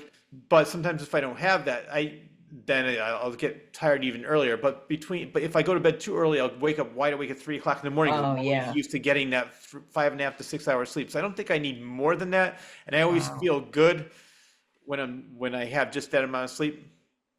Do you use caffeine? Yeah, and that Yeah. it's funny because I don't do it because I really need. There's something called Ghost. I like the taste of it, citrus, and it has 300 milligrams of caffeine. It definitely gives me a kick, but it's not like I'm addicted to where I need it every morning where I'm shaking like where's my Ghost? Right. Where's my coffee? But I do like the taste of it, and I drink it in the morning on the way to work, and that's usually all I have for caffeine during the day. Okay. Like I drink a Okay. lot of water. Like I love water. Yeah. Water's good. Water's good. I'm just curious. I've never done, I mean, I drink coffee, but Yeah, I've never done any kind of energy drink or yeah. 5 hour energy or any of those. I'm just afraid that they would just make me like really jittery and Yeah. like weird. So I've never tried them. I'll just have like a banana because I heard that gives you energy. I have A that too. banana So and a B12. I love it. Not only are you a life coach, but you're also like a food coach too. You Yeah, do well, that. it can, bananas are good for anxiety, you know, Yep. they can be, and they give me a little boost, so Yeah. whatever. I usually have one of those. I try to if I have one at home, I usually have like one every morning right before I go to work. Yeah. So like you Yeah. said, it gives me a little boost. They're And great. I discovered that the peeling them upside down. I always tried to peel them from like the top. Do you no, when said all you right. I'm glad I learned something new because I feel peel from the top and it breaks in half. Yeah, if you peel from the opposite end, not the big long stem, which I learned, somebody told me that's how monkeys do it, and I've done it ever since, and I never have that issue. And I was like, what a great life hack. Why didn't I learn this in kindergarten? You know what? At first, I didn't think I needed a life coach, but now I guess I did. So thank you very much. I learned a lot. I am useful. You really are. I thought I had life all figured out, but now I really I've did need just you. I've just opened expanded your world. Wow. You're welcome. You're I just feel welcome. like I've wasted 56 years of my life without knowing. I'm full of a lot of good information. You So really are. I like that. So, I mean, I agree with you. And diet, I think, is a huge part of somebody's happiness. it Like, is. like if you're eating junk food all the time or just drinking soda, junk food, you're not going to feel well. But when you're eating healthy, like for me, I love fruit, water, bananas. Trying to think of other things. Grilled chicken, I love, and it definitely I feel so much better, so much less like not. I guess heavy isn't the right word, but like so less sluggish. Yeah, absolutely. I mean, I know that the food, I mean, especially now, the food we eat is so deconstructed and reconstructed that a lot of the processed food, I mean, it's made Yep. to make you want it so Hmm. that you will buy more. I read this book called The Dorito Effect, which was it's kind of breaks it down about how foods, like a lot of people have gluten sensitivity, and it wasn't like a big thing. It's not just that it's trendy to be gluten intolerant. It's that a lot of the food is so processed, it has like 10 times the amount of gluten that like our parents' bread did or, generations ago. So people are more sensitive. They are having more trouble. So it's kind of it is fascinating. You are what you eat, but it's also when you're in that cycle, like my job is not to be judgmental, is to be compassionate because when somebody has been in a cycle of eating certain foods and certain, it's really hard to break that because you are kind of addicted to that. Oh yeah, You know, if you eat chips and stuff, you crave that fat and that sugar and that salt. Like it's a vicious cycle. When you get away from that for a couple weeks, you can break that, but it's like a detox. Like, you know, people that give up caffeine or sugar, you'll have a headache, you'll feel a little crappy. It's not easy, but I definitely think a lot of the foods, sugar, increase inflammation in our body, and those things increase our risks of cancers and diseases. It is important to change your diet to include, you know, fruits and vegetables and as much natural and raw things as you can, you know, trying to avoid the middle of the grocery store, basically, yeah. because that's Well, all your processed stuff. You want to like shop the perimeter because that's your, you know, produce, your meat. You can go vegetarian or, you know, limit your red meat because that can contribute to colon cancer if you eat too much. I mean, there's dangers lurking, but you can do things around it. It's hard. yeah, Everything in our society is geared towards fat and salt and, you know, cheese and melty, and I think it's hard for the average person when they're in that, when they're yeah. stuck in that eating pattern. So I have compassion for that, but I also know most people would choose to be healthier, but it's just hard to get started or to feel like they can actually do it. Yeah. Well, also another thing too is because I've seen several documentaries on this, and I agree completely with what you said. And just an example would be just look at the health and how people from other countries look, like say the Asian countries, and look at us, how we from the us back in the 1970s and what we look like now. It's just the stuff. And the amount of money we spend on healthcare Yep. is like it doesn't make sense. Yeah. So something's not right. And I think, I mean, you see the commercial like you know, somebody like wants to have a chili dog and they're like, "Oh, I shouldn't. It's going to upset me." And they're like, "Just take this pill." It's like, "Well, maybe just don't eat the chili dog." I don't know. Yep. No, I'm, But I'm then with you you on don't that. have to take the medicine that has all the little disclaimers on the bottom. So, but it's not, I understand it's hard to change. So that's why I'm compassionate and not judgmental because I struggle too. I mean, I'll get in a zone where I'm like, I never used to bring junk into my house, and I think it's, I don't know if it's my age or hormones, things that happen, but I'm like craving like chips and tortilla chips and like buying bags of chips and Yeah. then I, you know, mindlessly eating them in the kitchen, and it's like, whoa, like what is happening? It's very easy to like slip into that, or you go to a, you know, the holidays, you're expected to eat Yeah. cookies and over and stuff yourself, and like it's hard when you say, you know, I'm, you know, I'm good, I'll just have a piece of fruit. People are like, oh come on, have I a know. cookie. Yeah. It's hard, right? There's fucking peer pressure to eat junk food and soda. Yep. That's what my brother and I were talking about this years ago. We said like, you know, with smoking, people are like so free to like pull a cigarette out of somebody's mouth. You're killing yourself. He said, I'd like to go up to somebody with a hamburger and say, pull it out of their mouth. You're killing yourself. What are you doing? And they're like, oh no, you can't do that. It's like you're doing the Yeah. same thing. But as you mentioned, I think that, I mean, all the processed food, and they're definitely making it way more addictive. And that's why for me, I try not to keep it now. It's like when I used to do the same thing too. It's like I watch TV, have a bag of Mhm. chips, have this. Now I'm like, all right, let me grab one of those fruit platters or the vegetable Yeah. platters, and I'll have that. So when I'm eating, I'm eating just as much in a way, but it's not as bad. It's just Yeah.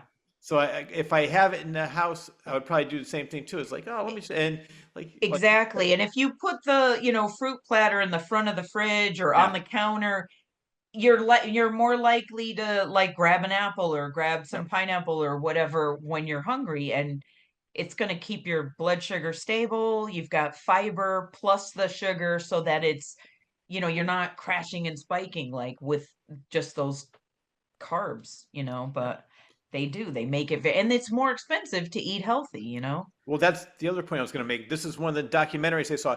They actually had the same amount of money. They gave it to two different families. One went to Taco Bell. They bought like food for the whole family. Then they went to the other family went to a health food store. They had like maybe a head of lettuce, a couple tomatoes, and a stalk of celery. And they're like, we ran out of money. So the amount of money it costs for them to feed a whole family was so much easier at Taco Bell, even though they knew the food was worse, but they couldn't afford to feed their family with the money they had with healthy food.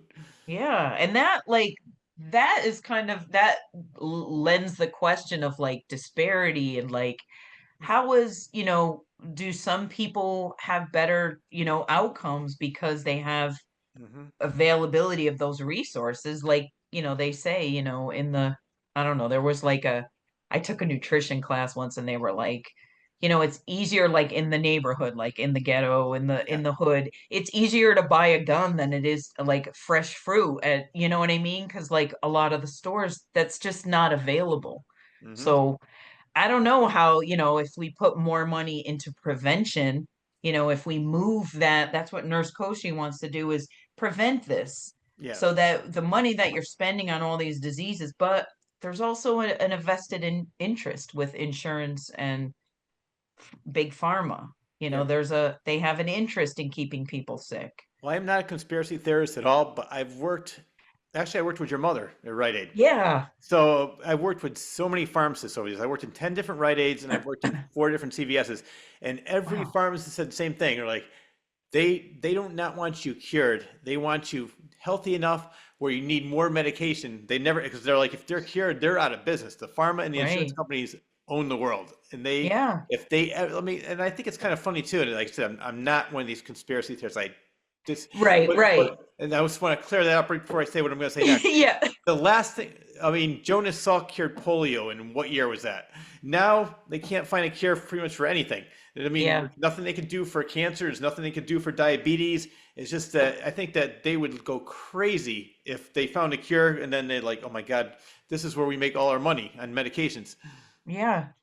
Yeah, and we don't put as much into, like first and second grade, teaching about nutrition and Yeah, teaching about managing stress and communicate. I mean, stress has a huge influence on disease processes in our body, how yeah, we manage conflict, how we communicate, how we support each other. All of that stuff we don't learn. There's not enough, and that's all prevention. We could create a healthy society by teaching these kinds of skills, but we're more our money is like at the end of, all these expensive treatments. And I don't know. I mean, it's pretty amazing and remarkable what we can do yeah. right now. But at the same time, it's just kind of like I mean, some of it's yeah, I would never say that we don't need modern medicine. There's a place for it, but Yeah. there also has to be changed. It's not working. It's not working. Well, I mean, it's working for some people, but Yeah. for the people that are making money. I But was gonna say it's making for the CEOs and the board. yes, Like yeah. somebody made one of the pharmacists I worked with made a comment, and they said if Tylenol was trying to be approved now, which was really acetaminophen, they would never be approved, like the FDA, because it's so bad for you. But they just want their money from it. They know that it destroys your liver. They know it could do so many different things. But they're like, well, you know what? We'll make our millions and then we'll worry about that later. So then they'll put a warning on it in a box a couple years later. Oh, we realize that this is really bad for your health. It's So just, now I don't want to get all doom and gloom. There's a lot of hope. oh yeah, well we're There's a gonna get to lot that. of, And that's why. yeah, no, Well, the because I start going down, oh, what's the point? Everything screw the air, the water. But there is so much beauty and joy, and there is possibility, and we can yeah, promote change and we can make good decisions for ourselves. Sometimes we have to work a little harder to find, you know, nutritional things or things that are in our price point, if that's a concern, or ways around managing our stress, but it's possible. I would like to see I would like to see people be nicer to each other too. well, that's another Just thing. We're going to get into that in a minute. But before that, I still want to stick with health because you named November Healthy Habits Month. Let's talk about I that. did. Yeah. I did. I wanted to create like it's hard to change your like to say, "Oh, I'm going to get up every day at 4:30 and exercise," Yeah. for the average person, not for Rich Seer, but for the average person. It's Yeah. hard to do.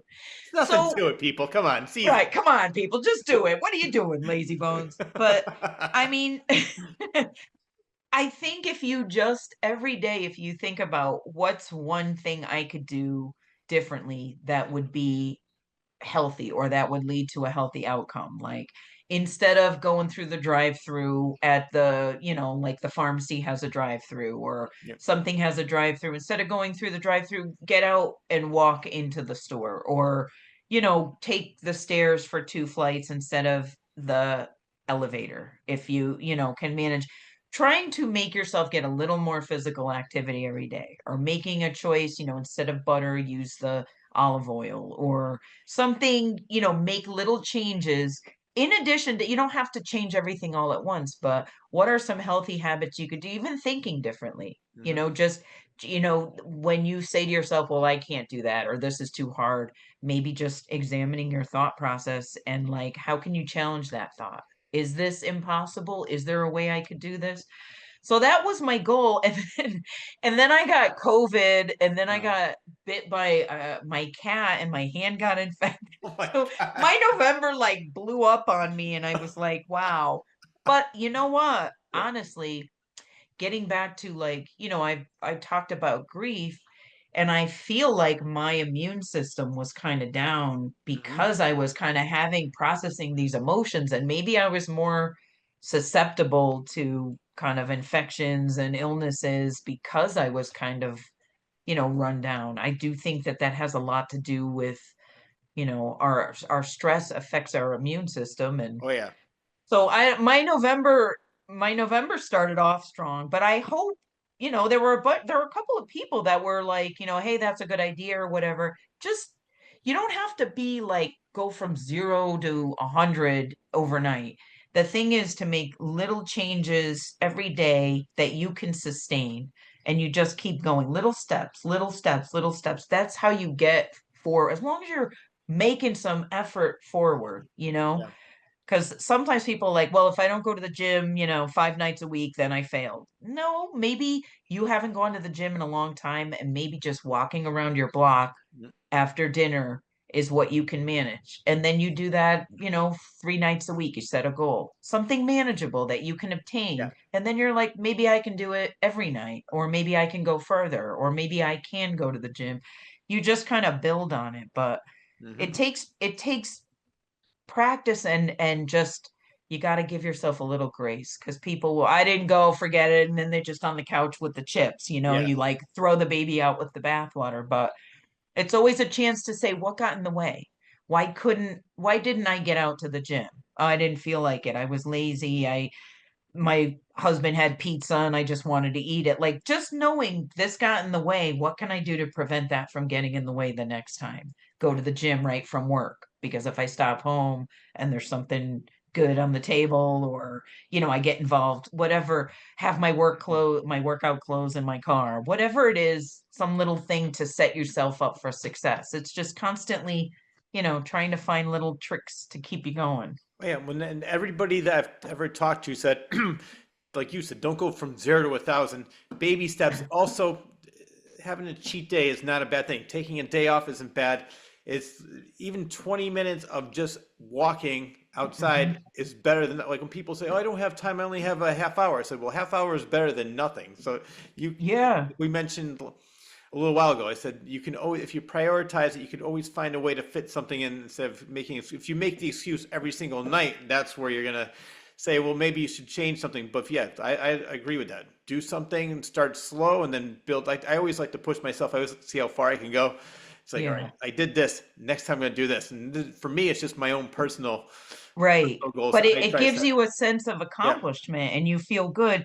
And what was I gonna say? Oh, the like when you like you said, when you if you can't do it, don't, beating yourself up for it or whatever. But the the contra, like people say, I'm too tired when I get home from work. I just don't have the energy. And, you could try changing the time that you work out, but sometimes you find that once you start working out or exercising regularly, you actually have more energy, Hmm. even though it seems counterintuitive. Now I'm going to be expending more energy, but it's a great way to like get rid of the stress from your work day and transition to your home, so you're not bringing that in or just on your lunch break, if you get an hour, half hour, walking or whatever, and then a half hour eating, or I don't know if people still get hours. I've been a Yeah. nurse, so we never even get a break. So I don't even, I'm like, Yeah. what would you do for an hour? I don't know.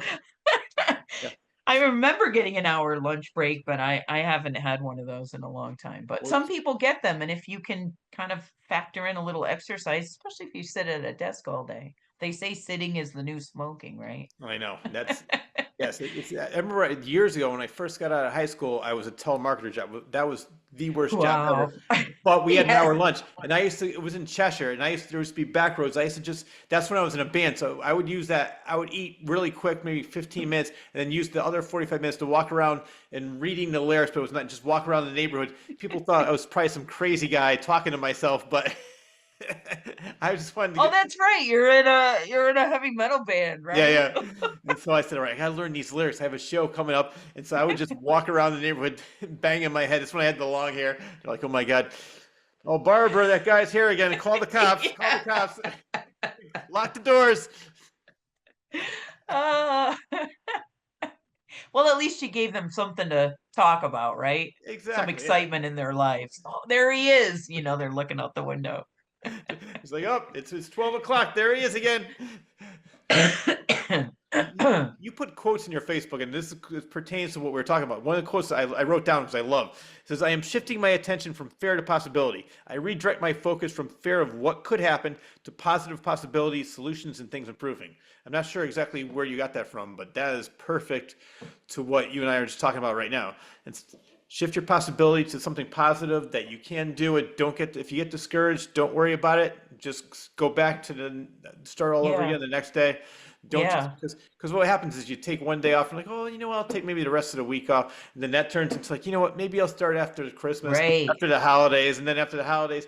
That's why at the gym I always do that when we get all the new people in. I'm like, all right, this person's gonna be here till February 12th, March 8th. This person, he's gung ho now. April 12th, she'll be gone, and I'm almost always right with these people. It's hilarious. You could tell like they want to come in, they want to do it, and then they feel that I think they get overwhelmed and life gets in the way, and they just take a Yeah. little bit of a break, and then they just never get back to it. Yeah, I think sometimes some people, especially, when they finally get get the courage up or get the motivation, and they start off too much. They do Yeah. too much too fast, and they kind of burn themselves out. And you gotta pacing yourself whenever you're making any kind of a change. You just pace yourself, and like, give yourself grace when you don't meet your goal, because it just means you just haven't met it yet. But it doesn't mean that you can't meet it. And I think that's important for people to remember. It's not impossible. It's just, you're learning how to do something new. You're learning a new behavior. Yep. I read this somewhere. It's not impossible. It's impossible. I'm possible. Yep. See, see. Sometimes I even inspire myself. Right? So for you, how long is a session with a client? So what I would do is like an hour session. I would do usually on Zoom. I can meet people in person, and I've had a few people that weren't comfortable like with the face to face, so they were like phone conversations. Yeah. I like seeing the people's faces and body language because that helps me as well. But Mhm. it's like an hour long session. I usually do when I offer 2 free sessions to start, like, for somebody that wanted to just see, like, what is this all about? Could it benefit from me? Do we work together well? Is it useful? Before there's any kind of obligation, there's no obligation or commitment, and just a conversation to see how does it feel? What do you want to work on? What do you want to do? And so after that, we could take it from there if somebody wanted to schedule. I've been like, so I started this business in May, and I got set up, and then, I had things happened over the summer, and it was kind of tough, and then I just started new jobs. I've been It's challenging to start a new business. Like, I don't really know what I'm doing. So Yeah. I've had like a mentor, like a business coach, kind of helping me get things set up. And, you're always got to be marketing yourself, especially, like my thing is just word of mouth. How do I reach people? I'm inviting people on Facebook. I'm, messaging people. Hi, this is what I'm doing. Do you want a free session? Just see how it goes. it also helps me practice, my craft, be of service, and decide what kind of people do I want to work with? Some people focus on a specialty.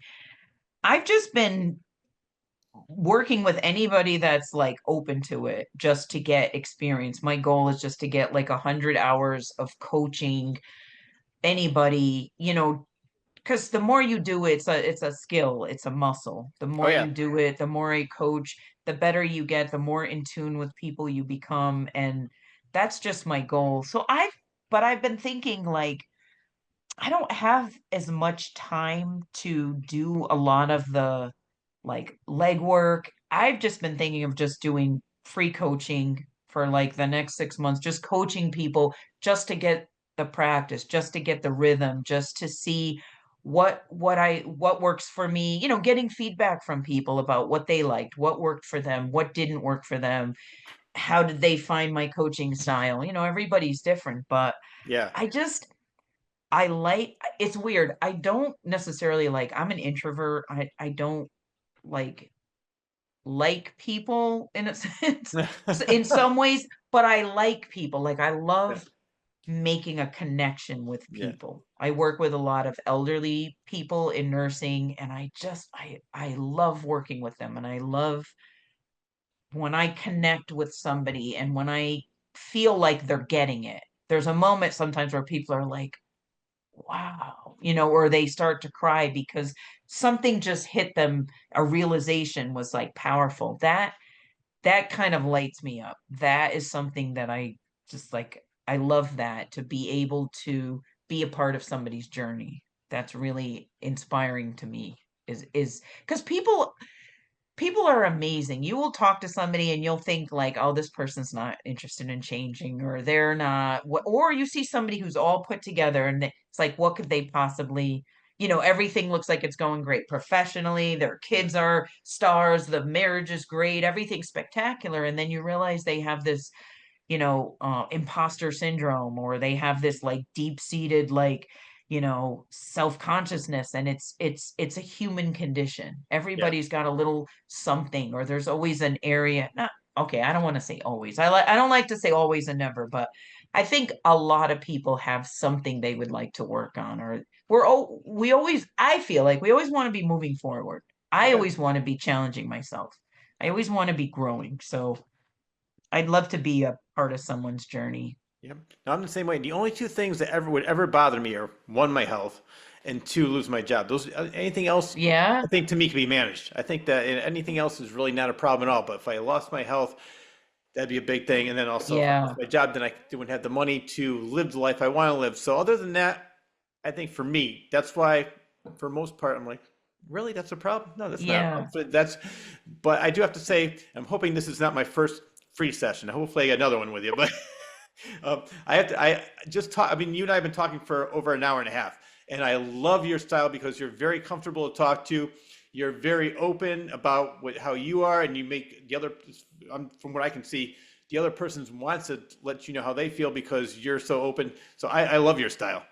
Thank you. That is my goal, is to I don't want someone to feel, people have intense feelings that are self-conscious, or Yeah, they don't want to. I want to be approachable, and I want yeah, someone to feel like you can trust me, it's confidential, it's non-judgmental. I'm not here to like make you do anything. It's all about like, what do you want your life to look like hmm, 5 years from now? What is your absolute biggest dream life? Just yeah, if there was no holds barred, what would it be? Oh, I want to be a, television reporter in Spain.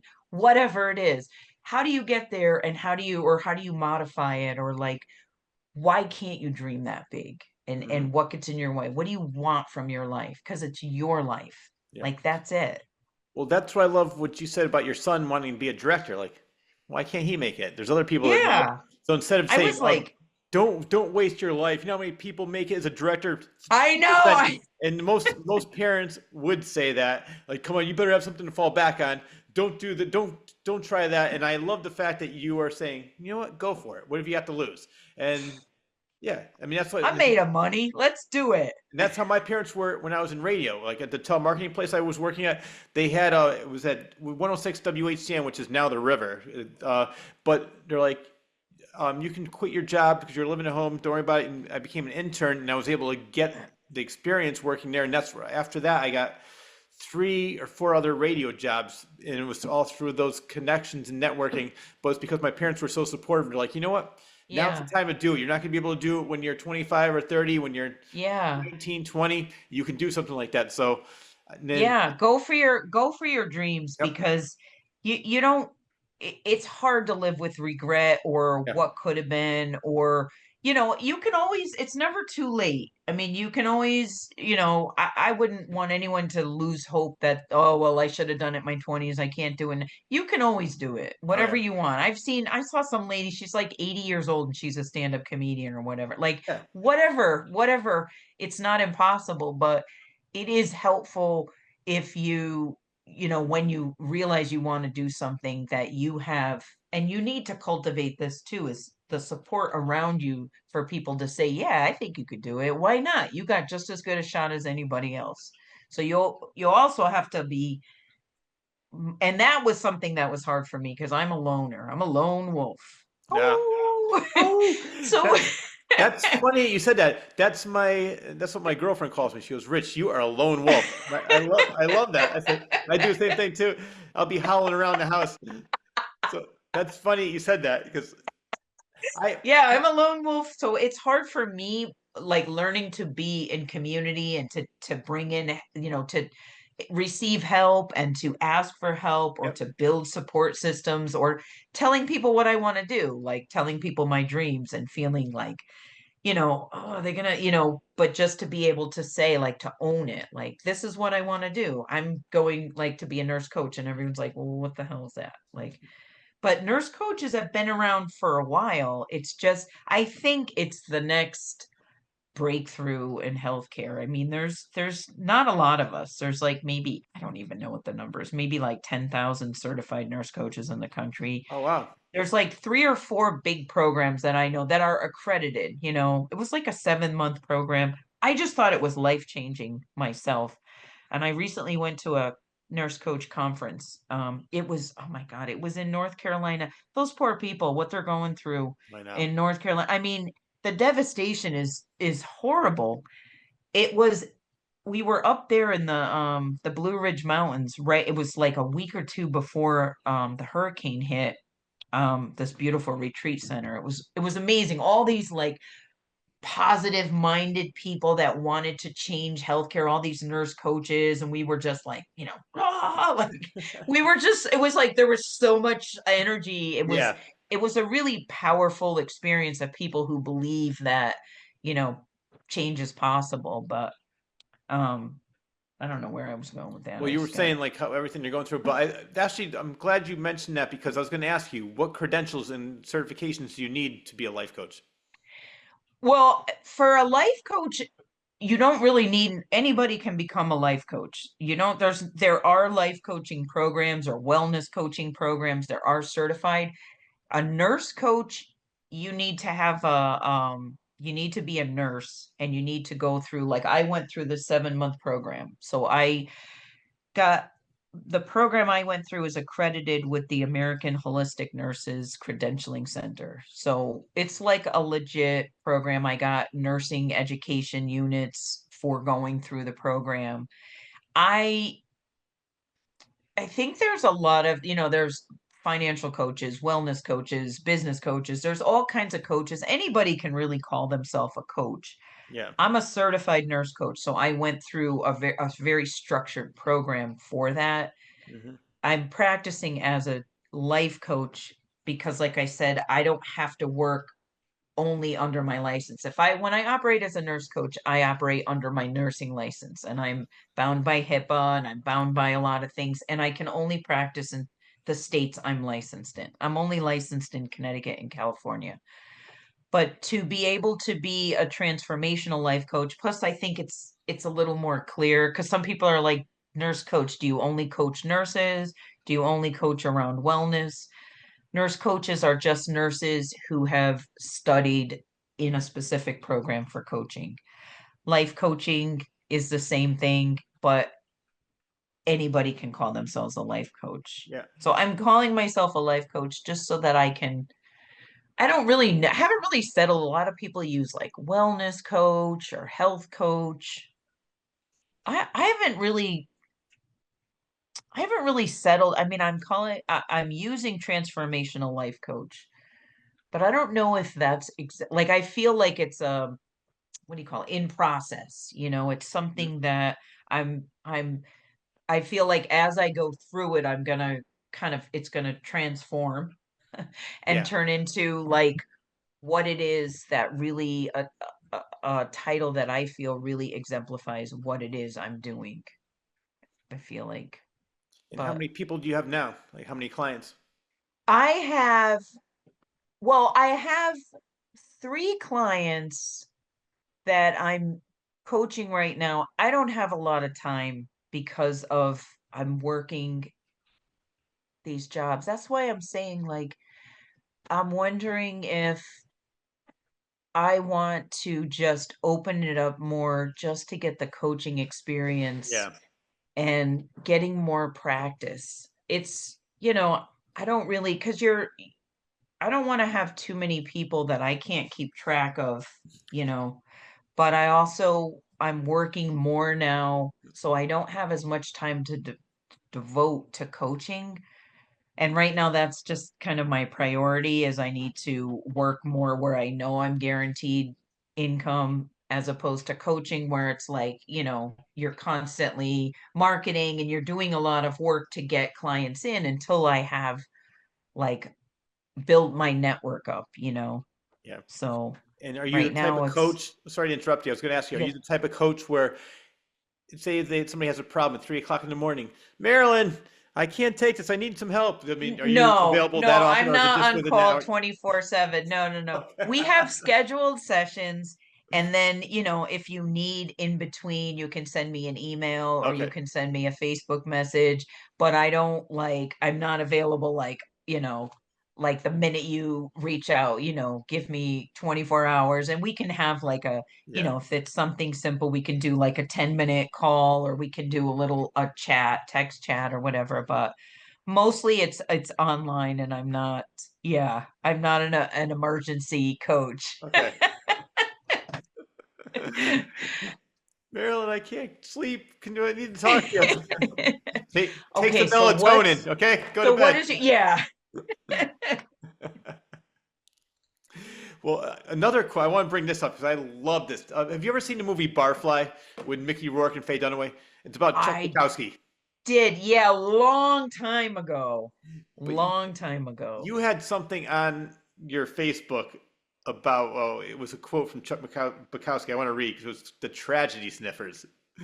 And I Yes. love this because you mentioned like you have to have positive people around you, or if, you don't have to, but it definitely helps. It makes it much Hmm. better when you have people that are encouraging. But this is because I know so many people like this. I want to read the whole thing because it's so great. It's They are everywhere. The tragedy sniffers are all about. They get up in the morning and begin to find things wrong, and they fling themselves into a rage about it. A rage that lasts until bedtime, where even there they twist in their insomnia, not able to rid their mind of the petty obstacles they've encountered. They feel set against its plot, and by constantly angry that they feel they are constantly right. You see them in traffic, honking wildly at the slightest infraction, cursing, spewing their invectives. You feel them in lines, at banks, at supermarkets, at movies. They're pressing at your back, walking on your heels. They are impatient to a fury. They are everywhere and into everything, these violently unhappy souls. Well, actually, they're frightened, never wanting to be wrong. They lash out incessantly. It's a malady and an illness of that breed. The first one I saw like that was my father. And since then, I have mm, seen thousands of fathers, 10,000s of fathers, wasting their lives in hatred, tossing their lives into a cesspool, and ranting on. And what made me think of that is because I saw it in your Facebook page, but I know so many people like that. It's like hmm. when you mentioned before, it's like, all right, not the whole world is not doom and gloom. There's plenty, and we just turned this whole conversation around to like all the good things that are going on in life. Yeah. So many people concentrate, especially now with what's going on in politics and things like that. People are like, it's doom. Just turn off your social media. Don't watch the news. Your life, for the most part, is not going to change no matter who's in office. Yeah. but Yeah, people, yeah. Get out of the social media. I mean, there's some amazing. I don't. Oh God, there's so much. yeah, I, I'm social media. Like sometimes it's like I watch TikToks and I'm like, people are so cool, and I like that yeah, it brings it normalizes people that maybe you wouldn't normally see, people with certain birth defects or people that look differently or people that have our other a bit abilities, and they're doing things and they're living lives like regular people, and I think that's helpful mhm, because one of my one of my like in the back of way back of my head, I have no idea how to do it, one of my like little dreams would be to have a talent agency for people that are other abled. Like there's not enough. Okay, like when you watch a show and somebody is in a wheelchair or they're blind, that episode is about their disability or mhm, they're blind, and then you never see them again. yeah, There's a few shows that have a character who just happens to be in a wheelchair, but it's never mentioned and it's not. yeah, And I just think like if we just started putting more people in places, somebody who's missing a limb as a main character on a sitcom, and you don't talk about it. Or once in a while you make a joke about it like you would make a joke about any of the other characters, but the whole plot isn't about the fact that they're missing a limb. You know what I mean? I think it would just be so cool if we could have so much more inclusion. But that's what I like about TikTok is I see people making TikToks who, people who have no arms and no legs, and then they're like, watch me get ready for my work day. And it's like you get to really normalize these people. And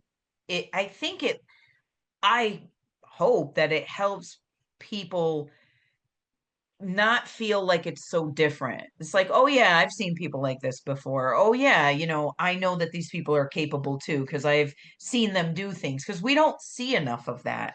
So I think that that part of social media is really cool, seeing people do amazing things and learning about different cultures and different people, just learning, seeing differences. yeah, But the downside is also there's all these comparisons. And if you get stuck into a thing where now you're only seeing the stuff that you click on, so mhm, it just reinforces your own thought process and you're yeah, not getting the diversity and you're not.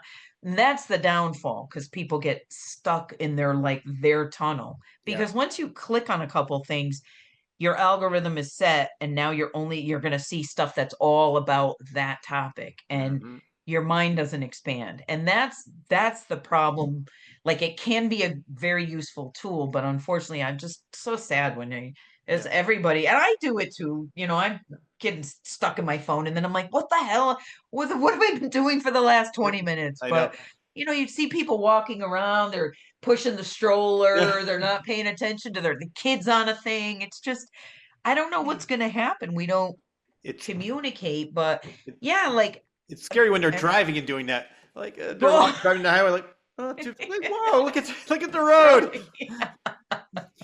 But the other thing I want to talk to you about is as you know, I have cerebral palsy, and so many times, like after maybe 6 7 months, somebody will say something, and like somebody, right, I'll give you an example. When I was working at Rite Aid, somebody said, would they hire them? Were they filling a quota? I said, and I just made a joke. I'm like, how do you think I got hired? Like, oh my God, I completely forgot you have cerebral palsy. Like, so I joke around with people so much that people like, I don't even see it. And I said, right. I said, what are you, blind? How can you not see it? And they're like, it's just for some reason, Rich, it's just with you. It doesn't even, because you're just go on Yeah. with your life normally and you're just do things. So it's what you said is so true because so many people forget that I have it because I mean, besides some of the jokes I make about it, because I love self-deprecating humor. I have a I'm very confident in who I am and what I do. And like I always say, I said this is a party favor. I said if I ever had a chance to get this fixed, I would get an operation, not to fix this hand. I'd want to make this one like that.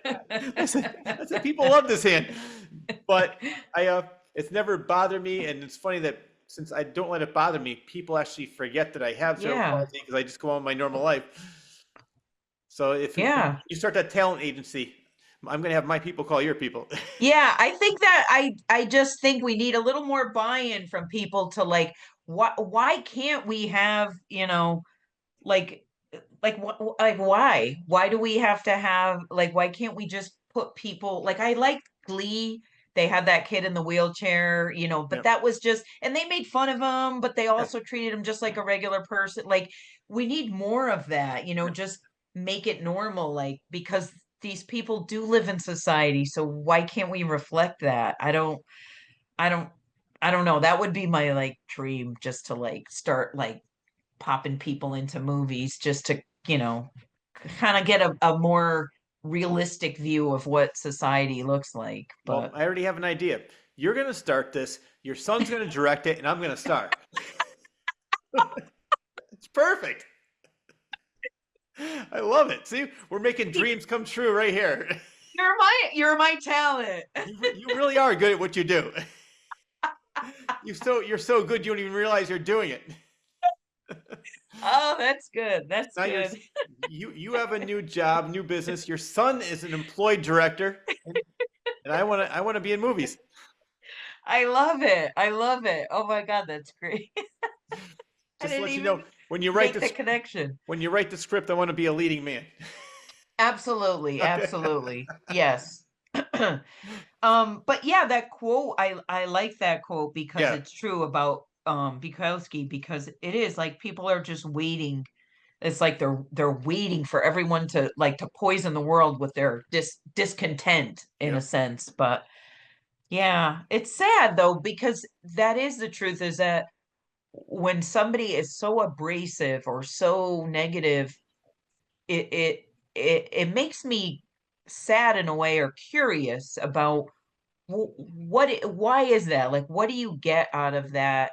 Does that prevent you from feeling disappointment if you're just expecting it? Or, you know, what how does that serve you in your life? How does that help your life on the day to day, if you're always, anticipating the worst thing, or expecting the worst of people? You're not going to be disappointed. Whatever you're looking for, if you expect people to be good, you're going to receive good, you're going to meet good people. And if you're expecting the world to be dangerous and evil, that's what you're going to see. Yeah. That's how that works. it's Yeah. it's it's interesting, but And I yeah, worked with somebody in radio that was only happy when he was unhappy. He would look for things. yeah, I said, "Why are you looking for things?" And I could tell, like almost like he was bored if his life was going smoothly. yeah, I said, "Why do you want to live like that?" He couldn't understand. And I think some people also are will look for. And I know somebody else that friend.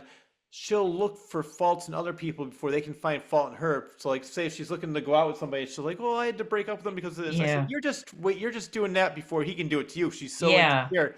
So unfortunately, I think most of the people that are unhappy with life and everything else more instead of like take the masking tape off that check engine light and find out what the real yeah, problem is. It's something to do with yeah. their self-esteem and they're just not happy in their own life.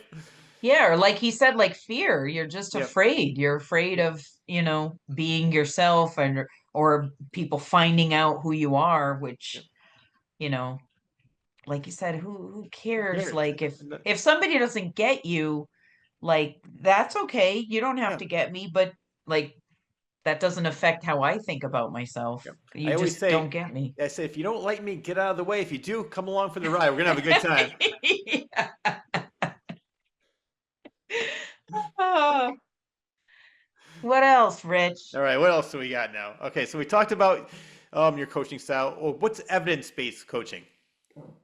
Evidence-based coaching is coaching that is using that there's just statistical um research to back it up, that shows that it works, or that there's studies that show that, coaching can have an effect on this or that, or that it's something that is, like, provable, or that is best practice. Like, we we have evidence that this works, that this demonstrates change, that this has a demonstrative result. And do you look at these stats and go by that? No, Yep, yeah. no, So I don't really, I mean, unless it's something like, one of the I'm not one of the nurse coaches that I follow online, some nurse coaches work independently. They start their own business like I'm trying to do, where you see your private clients, I work for myself. Some nurse coaches they use their coaching in their nursing jobs. Yeah. So maybe they work at like a diabetes clinic. And so, sometimes it's hard for people to wrap their heads around their disease process, or when you tell somebody you have to cut back on your carbs and your sugar, and that's the main part of their diet, it can be very challenging. Even if they're like losing their fingers and toes, it's hard for people to make that jump. So Yeah. that's where like a coach would come in. It's not judgmental. It's not like, you shouldn't be eating this. What's wrong with you? Yeah. That's only going to make somebody defensive. But just saying like, what gets in the way of you? What is your goal? What is important to you? I want to play with my grandchildren or whatever, then how can we get there? How can we ensure that you're there for the future? So, but this nurse coach works in the hospital at retaining new nurses, because nurses are burning out like faster than ever. After COVID, everything's kind of in a free fall. I can imagine. And managed healthcare it's awful. Nobody's happy at their jobs. I mean, some people are happy at their jobs. I don't like those, all encompassing statements, Yeah. but a lot of nurses that I'm familiar with are not satisfied with the job right now or the way managed healthcare is working. And a lot of new nurses, new grads are burning out and leaving the bedside Mhm. faster than they ever have before. And it's creating like a crisis because there's not enough nurses. But this gal is a nurse coach in the hospital, and she works with new nurses and nurses on the floor. She coaches them to keep them, from burning out, because it's a stressful job. There's a lot of interruptions, there's a lot of demands from all ends, the family, the patient, the Yeah. doctor, whatever. So, but she has statistical like research that she's done in her own little pilot programs, and it's pretty remarkable that she's reduced like the turnover and the burnout by like 17% Wow. of the nurses, which is very attractive to the hospital because there's an interest in retaining nurses. You want seasoned nurses who know what they're doing. There's just such a turnover that I feel concerned for like patient safety sometimes, if you can't get a handle on it. So that kind of those kind of statistics are interesting to me. But I already know that there's not, I think as there's more studies and there's more proof, it's more likely that insurance will cover Hmm. this nurse coaching, which is to me a double-edged sword. Because great if insurance covers it, because I have had clients say, do you take insurance? And I say, I don't take insurance. It's, cash only or whatever. But insurance would cover it, which maybe would bring the service to more people, which would be beneficial. But then once insurance is involved, they're going to start dictating maybe What you can how you do. coach people or Yeah. what you can, So I don't know how that would play out, but right now there's I don't know to understand, but the billing, when something is being considered to be a reimbursable service, they do like a pilot study. So they're doing that now to try to see if nurse coaching is something that insurance might cover down the road, which is encouraging Yeah. that it helps it gain legitimacy. But Yeah. I just know it works. I know that when somebody has a coach, somebody in their corner, but it doesn't just have to be wellness, like I feel like, okay, so say you you come from a neighborhood or an area that, or an environment, maybe your home environment, that is not really supportive or is dysfunctional. Hmm. You're not really built for success. Like you're not really given the tools to be successful, or you don't have good models for success, whether it's your family unit or your community. Coaching, I think, would be very helpful for people that are trying to raise their standard of living, improve themselves, or move beyond like a barrier. You know what I mean? giving people the skills and the belief, like, you can believe in yourself, you deserve this, you have a right to be here just like anybody else, like Yeah. people that are from disadvantaged backgrounds, whatever that looks like, have a belief system or a mistrust that I don't belong there, or I can only go so far. But helping people to see you belong there. You can go to the moon, and Yeah. helping them cultivate that belief. How are you going to get there? What's holding you back?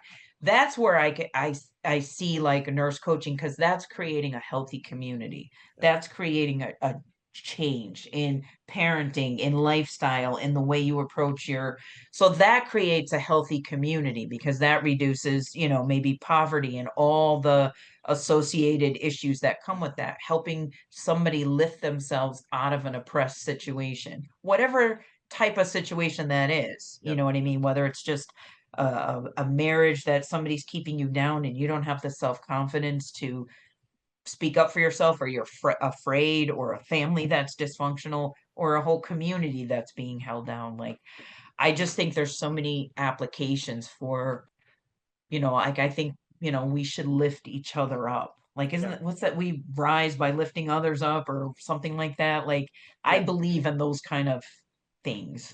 I know. I So do I. believe you have to do the work. I mean, I Yeah. don't believe anybody should be given anything, but I believe that a lot of people would want to do the work. They just don't know how to start. They Exactly. And when have they're in never, that, no, so yeah, I mean, what I was going to say was with that too, if they're in that environment, they're going to think that I'm never going to get out of this. I don't know, because everybody's going to be talking about all the negativity, saying you don't have a yes, chance in hell.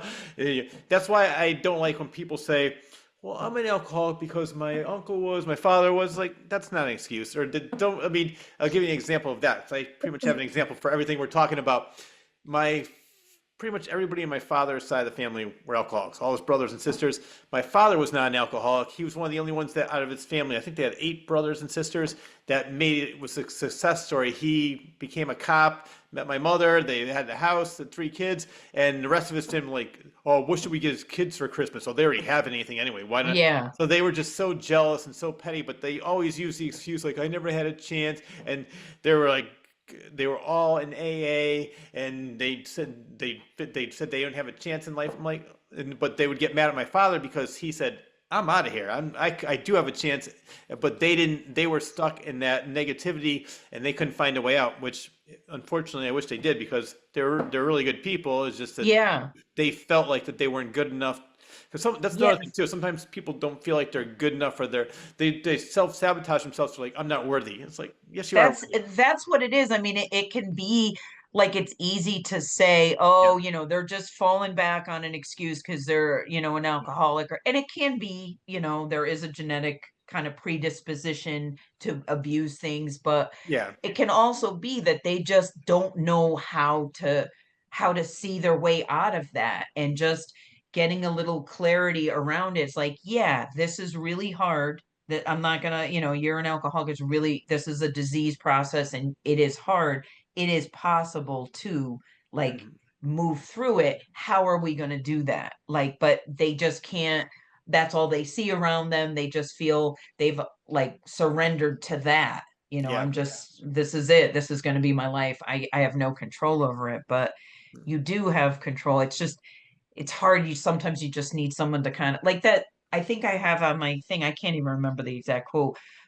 Shine your light to show other people, lift people out of darkness, is, sometimes somebody just needs someone to hold the flashlight and, show the path, because I want to believe, I choose to believe that people genuinely want to do, the majority of people genuinely want to do good and yeah, want to be better. They just sometimes don't know how, and sometimes that fear or that insecurity manifests itself as anger, or as, giving up or whatever. But a lot of that, like you said, it comes from something that's like deeper inside. And when we can tap into that, when we can start to kind of dig in there, we can kind of let go of some of the thoughts that we have about ourselves, about, I don't deserve this. I'm only ever going to be an alcoholic, or I'm Yeah. only ever going to be somebody who, I'm not the kind of person that would go to college. Well, why not? Just because nobody in your family ever went to college and Yeah, start a nobody new tradition. encouraged you. Yeah, you can, yeah, you can break the, Yeah. Yeah. come And on. I know, and people always use the excuse like, I think everybody has the same emotions. Let me put it this way, but it's how different people react to it. Like, say, I can have something happen to me, and I'll be like, you know what, that's nothing. Let me get over this. Other people, Right. same thing will happen. Like, oh my God, it's the worst thing that ever happened. I'm never going to be able to move on with my life. And Yeah, it's just like, say something traumatic happens to somebody, and say the one person goes one way, and then the other person goes down that route of alcohol, exactly. drugs, and the other person's like, I'm not going to let this define me. I'm going to make something out of my life. And everybody has the same emotions. It's just how you react to that emotion, Yeah. what And makes you you. we don't really even know fully why, two siblings that can grow up in the same environment, one of them can succumb to, drug abuse or whatever, and the other one can go on and lead a more successful, fulfilling life. Yeah, It can do with genetics, environmental, the person, the people they're surrounded with. But yeah, it's sad when people feel trapped in an unhappy life or don't recognize it. But if somebody is unhappy or feels like there has to be more or this can't be it, I would love to be the person that's like, maybe, like, let's see what like, how, can I help you get, not even can I help you get there, because you're gonna get yourself there. yeah. I'm just kind of like a guide. I'm just gonna Like ask a a few flashlight. questions, or yeah, like, I'm not, it's not my journey. I have no, if you succeed in your goal or you don't, that doesn't, I have no bearing on it. It's not my, it's not my, I don't know. Yeah. I don't know what the Well, I think the analogy saddest would word be. in the English language has to be settle. I would never want to say I'm just going to Settle. settle. This is my job. This Yeah. is my life. I'm just settled. I'm set with it. I know that I'm not going to do any different. Like, well, why? Then that's where they should. I know it's. I said I sometimes it's hard for me to understand. And that's why my girlfriend always says like I think the sympathy part of your brain is the dead side. The But, compassion. I mean, that's what's curious is, is that something that you turn off so you can keep going? Like, is Maybe. that something that, but you're not willing to settle, and Yeah. that's important for you, but somebody else, yeah, settling, I think when people settle in like a relationship is really sad that Yeah. things just get, and it's easy to get into a habit, but I do believe it's always a possibility. Like, I always believe, I always have hope. That's even when things like I'll get down or I'll get like, but I never feel like it's like I'll always like pull it together and like, okay, let's regroup and try Yeah. it a different way, or like, and some people just don't know how to do that. But I believe it's possible, a skill to learn. It's just if somebody's in the place, not everybody's ready to make changes, but Yeah. when I meet with somebody and I talk with somebody, I'm assessing their, what we call, readiness for change. Are they invested in the change? Are they willing to, I say, play full out? Are you willing to, like, really go there, be honest with me, be open, and like, let's really do this. Yeah. Well, I think like you and I mentioned, you and I are lone wolves. We're not afraid. Ow! We're not afraid to be alone, and being alone is not a bad thing. But a lot of people cannot do anything alone, and they just would rather Yeah. have somebody, even if they're unhappy with that person, just to have somebody because they just can't do anything alone. And I know a lot of people like that, more people like that, which is really sad because they're settling just because they're afraid of being alone. I would rather be alone instead of being with somebody that I Mm, don't want to be with. yeah. I could never say, well, I'm just with you because, I need somebody. Yeah. So, I agree with you there. I would way 10 times, rather be alone than be in a relationship that is unfulfilling yeah, or unhappy, or, people like, and sometimes it's just a pattern. I have coworkers that they just like complain about their husbands just nonstop. And I don't know if, like, sometimes I don't even, it's, I think it's just a pattern. Like it's Yeah. just a habit you get into where you just like have to rag on them all the time. But it's like, you know, God, like, do you enjoy spending time together? I mean, like, like why are you like, what's going on there? And sometimes, that it can be helpful for people to, sometimes people just don't realize they're doing it and Yeah. kind of just asking kind of questions about that is like, you know, like getting people to think about like what you're saying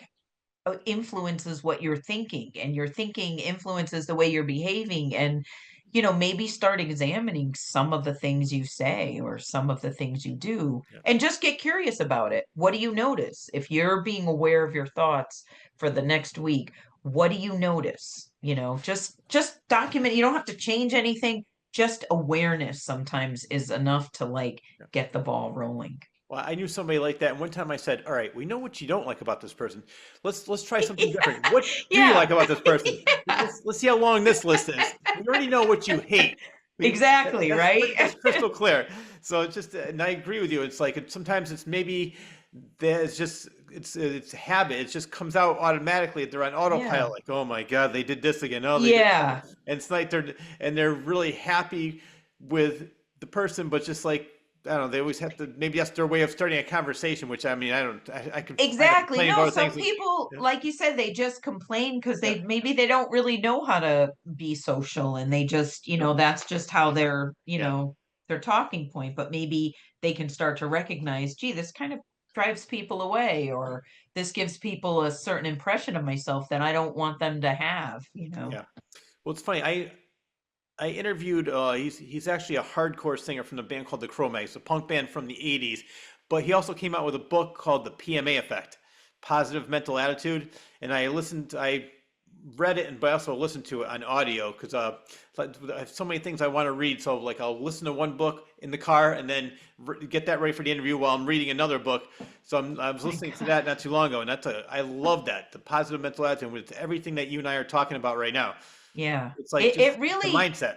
it is. It's really it's not just like sunshine and rainbows. It's like there is a lot of power in our thinking, and I mean there are studies that back that up, like people who experience chronic pain doing certain, believing in certain imagery and thinking about their pain and imagining, their pain releasing, like all these kind of guided imagery things, they really do work.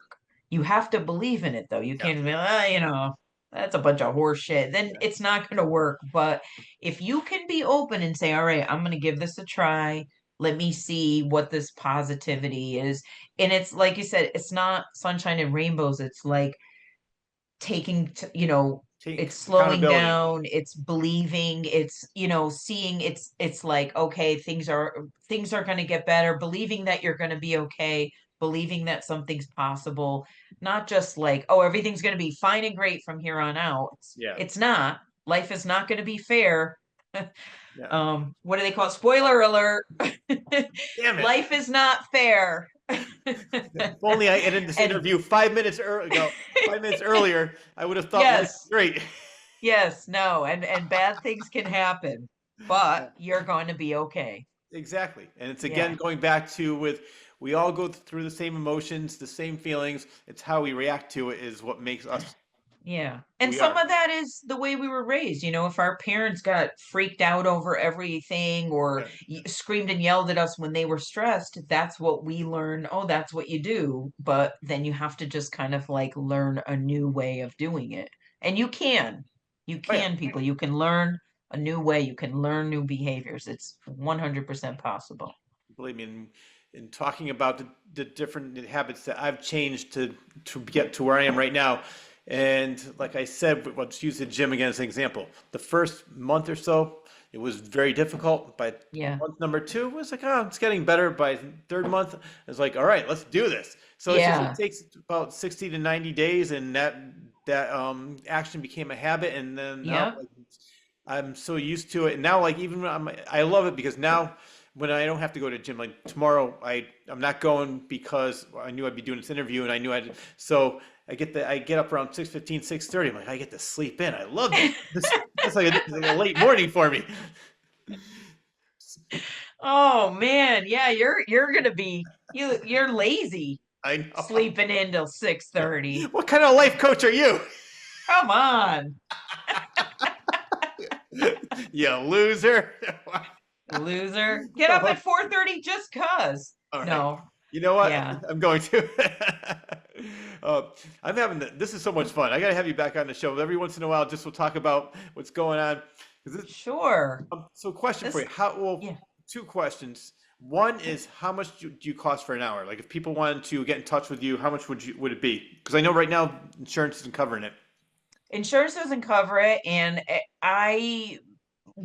like I said, I would first have somebody meet up with me and have a free session or two free sessions to see if we would be a good fit. I Yeah. wouldn't just like accept a client without meeting with them to see if I can help them, if we can work together or whatever. And then we would discuss different packages. And I won't go into pricing Okay. here, but we would go over pricing and see what would work for somebody. And like I said, right now, I really just want to focus on um coaching and getting honing my craft and honing my skill and meeting new people and Yeah.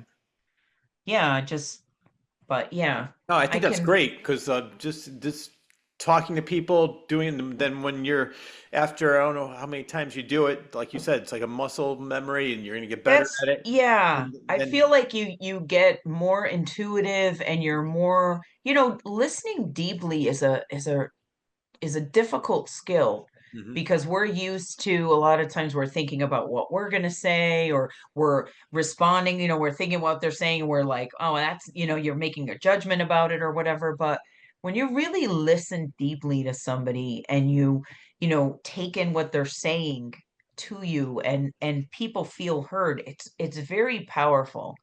So I don't know. I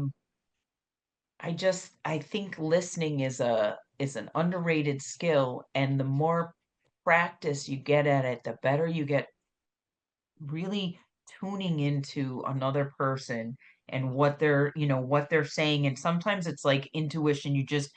You know the next question to ask, or you know what they need to hear. It's I don't know, it's kind of powerful. I don't want to get all like Oh no, I agree with you. And there's a quote, woo. little new age. Yeah. Well, there's a quote, and the Dalai Lama is credited. I'm not sure if he actually said this, but I love this quote. It's like the more you listen, the more you learn. When you talk, all you hear is everything you already know or think. Yeah. So it's so true. And so many people, like you said, are like, well, what? How does this include me? And they're thinking about Yeah. talking about. Yeah. So it's just, yeah, I think listening is a very difficult skill for most people. And it's funny because I'm the type of person where everybody will come to me and like tell me all their problems because I listen and I'm very non-judgmental and I don't tell anybody anything. When somebody tells me something like, nope, don't worry about secrets, and they know that they can trust me. So people will be like, I never told anybody this. Most of the conversations like, I didn't tell anybody, and please, I'm only telling you. And then I say, okay. And then so it's funny that a lot of people confide in me because I am a good listener. I do. You put it in the vault, you lock Yep. it up in the Yep. vault. Lock it up in the vault. And I'm very non-judgmental about that. And then I also have plenty of things to say, like, well, why don't you try this or do that? And Yeah. if this worked for me, and maybe it'll work for you. So Is I coaching next on your list? maybe, I don't know. Maybe. Think Rich Sear, life coach. I like it. Transformational life coach. Transformational life coach. Nice. So do you, Add to your list of accomplishments. like I said, I don't even know what my bucket list is. It happens. Right. So maybe I found a new one. That's pretty cool though, how you just kind of walk into all these experiences. You're just Yeah. because you're open to them. Yes. Yeah. Yeah, That's cool. I just love experiencing and having fun in life and just wherever it leads me. I feel like Kane from Kung Fu, the TV show Good. Kung Fu, where it's go from adventure to adventure. Good for you. Good for you. I wrote a name down and I'm trying to remember why I wrote this name down. Who's Katrina Mayer? All right, maybe I think I saw her on your Facebook. Maybe was she a mentor of yours, or Katrina Mayer. I have to look it up afterwards because I wrote it down and I must have seen it on your Facebook. Maybe is she I don't a know. poet or philosopher? All right, well, we'll just Yeah, table that. I don't know offhand. okay. You know what's funny? Normally, I write down the answers to my questions because, like an example, when I interview an author, they're like, "I wrote that book 3 years ago. I really don't remember." So then I started doing the answers because so I can say, "Well, let me refresh your Ah, memory. This is the one time I didn't do that."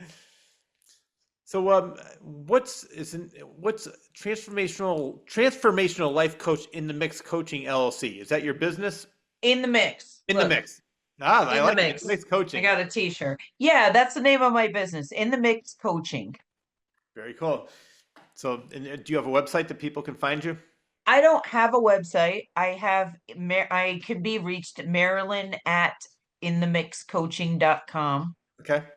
Um yeah, I don't have a website yet. I haven't put one together. I don't know. A lot of the nurse coaches don't have them. I don't know if I want to spend money on a website right now. I mean, I don't think I it's don't worth know, it. maybe in the future, but I don't, I know a lot of them say you don't really need it. I have a platform where like a landing page, where I do like my billing and set up appointments and all of that stuff. And there's like a little bio page about me, Yeah. but it's like a big long link. But that's kind of all I have. I don't know. I haven't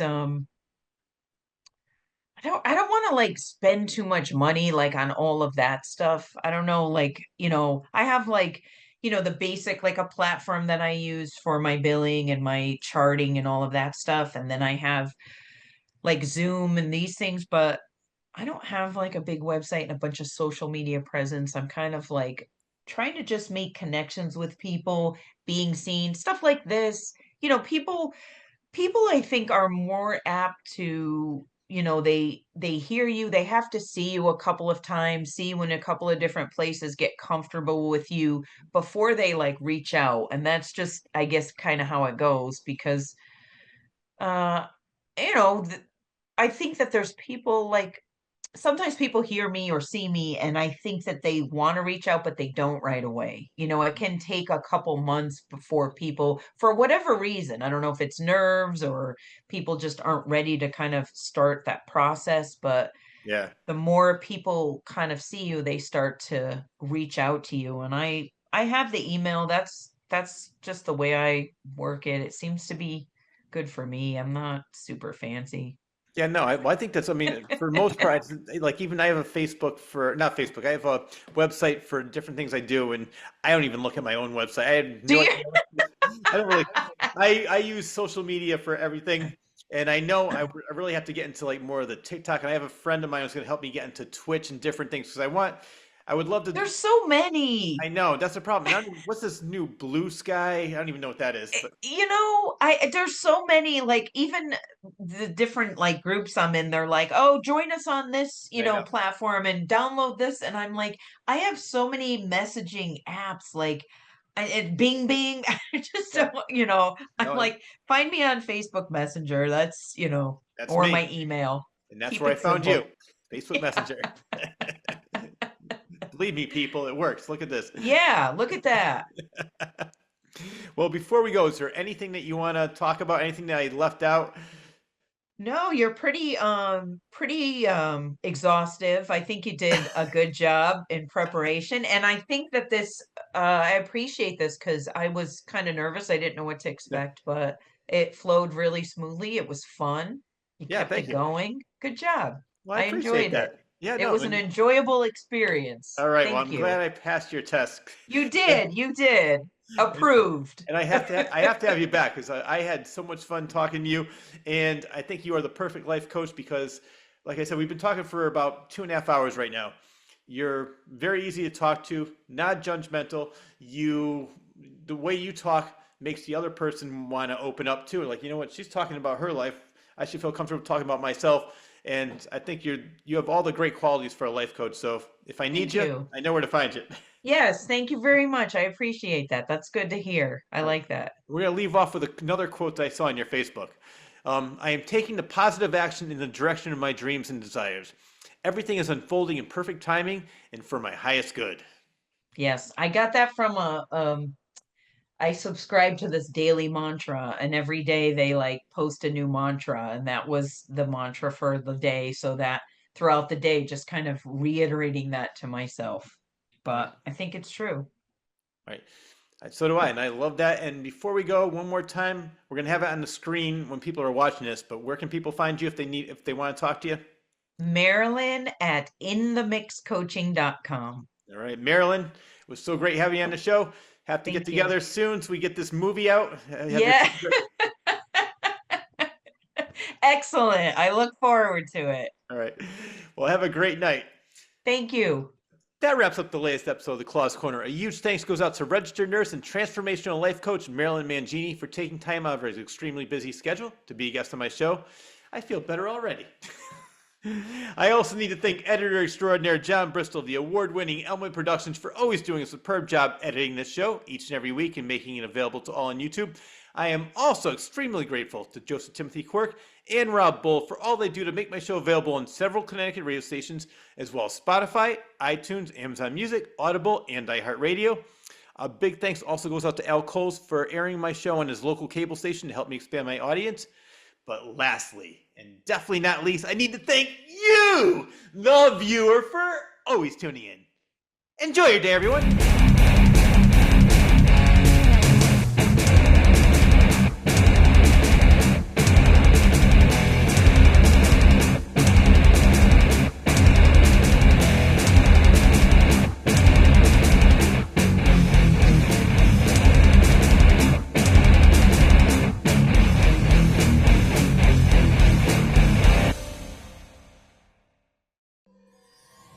From the frenetic mind of author Rich Sear.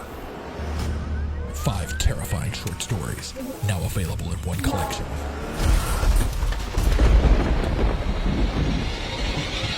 Confessions of a Frenetic Mind. 5 tales of blood-curdling terror, available on Amazon and Barnes & Noble.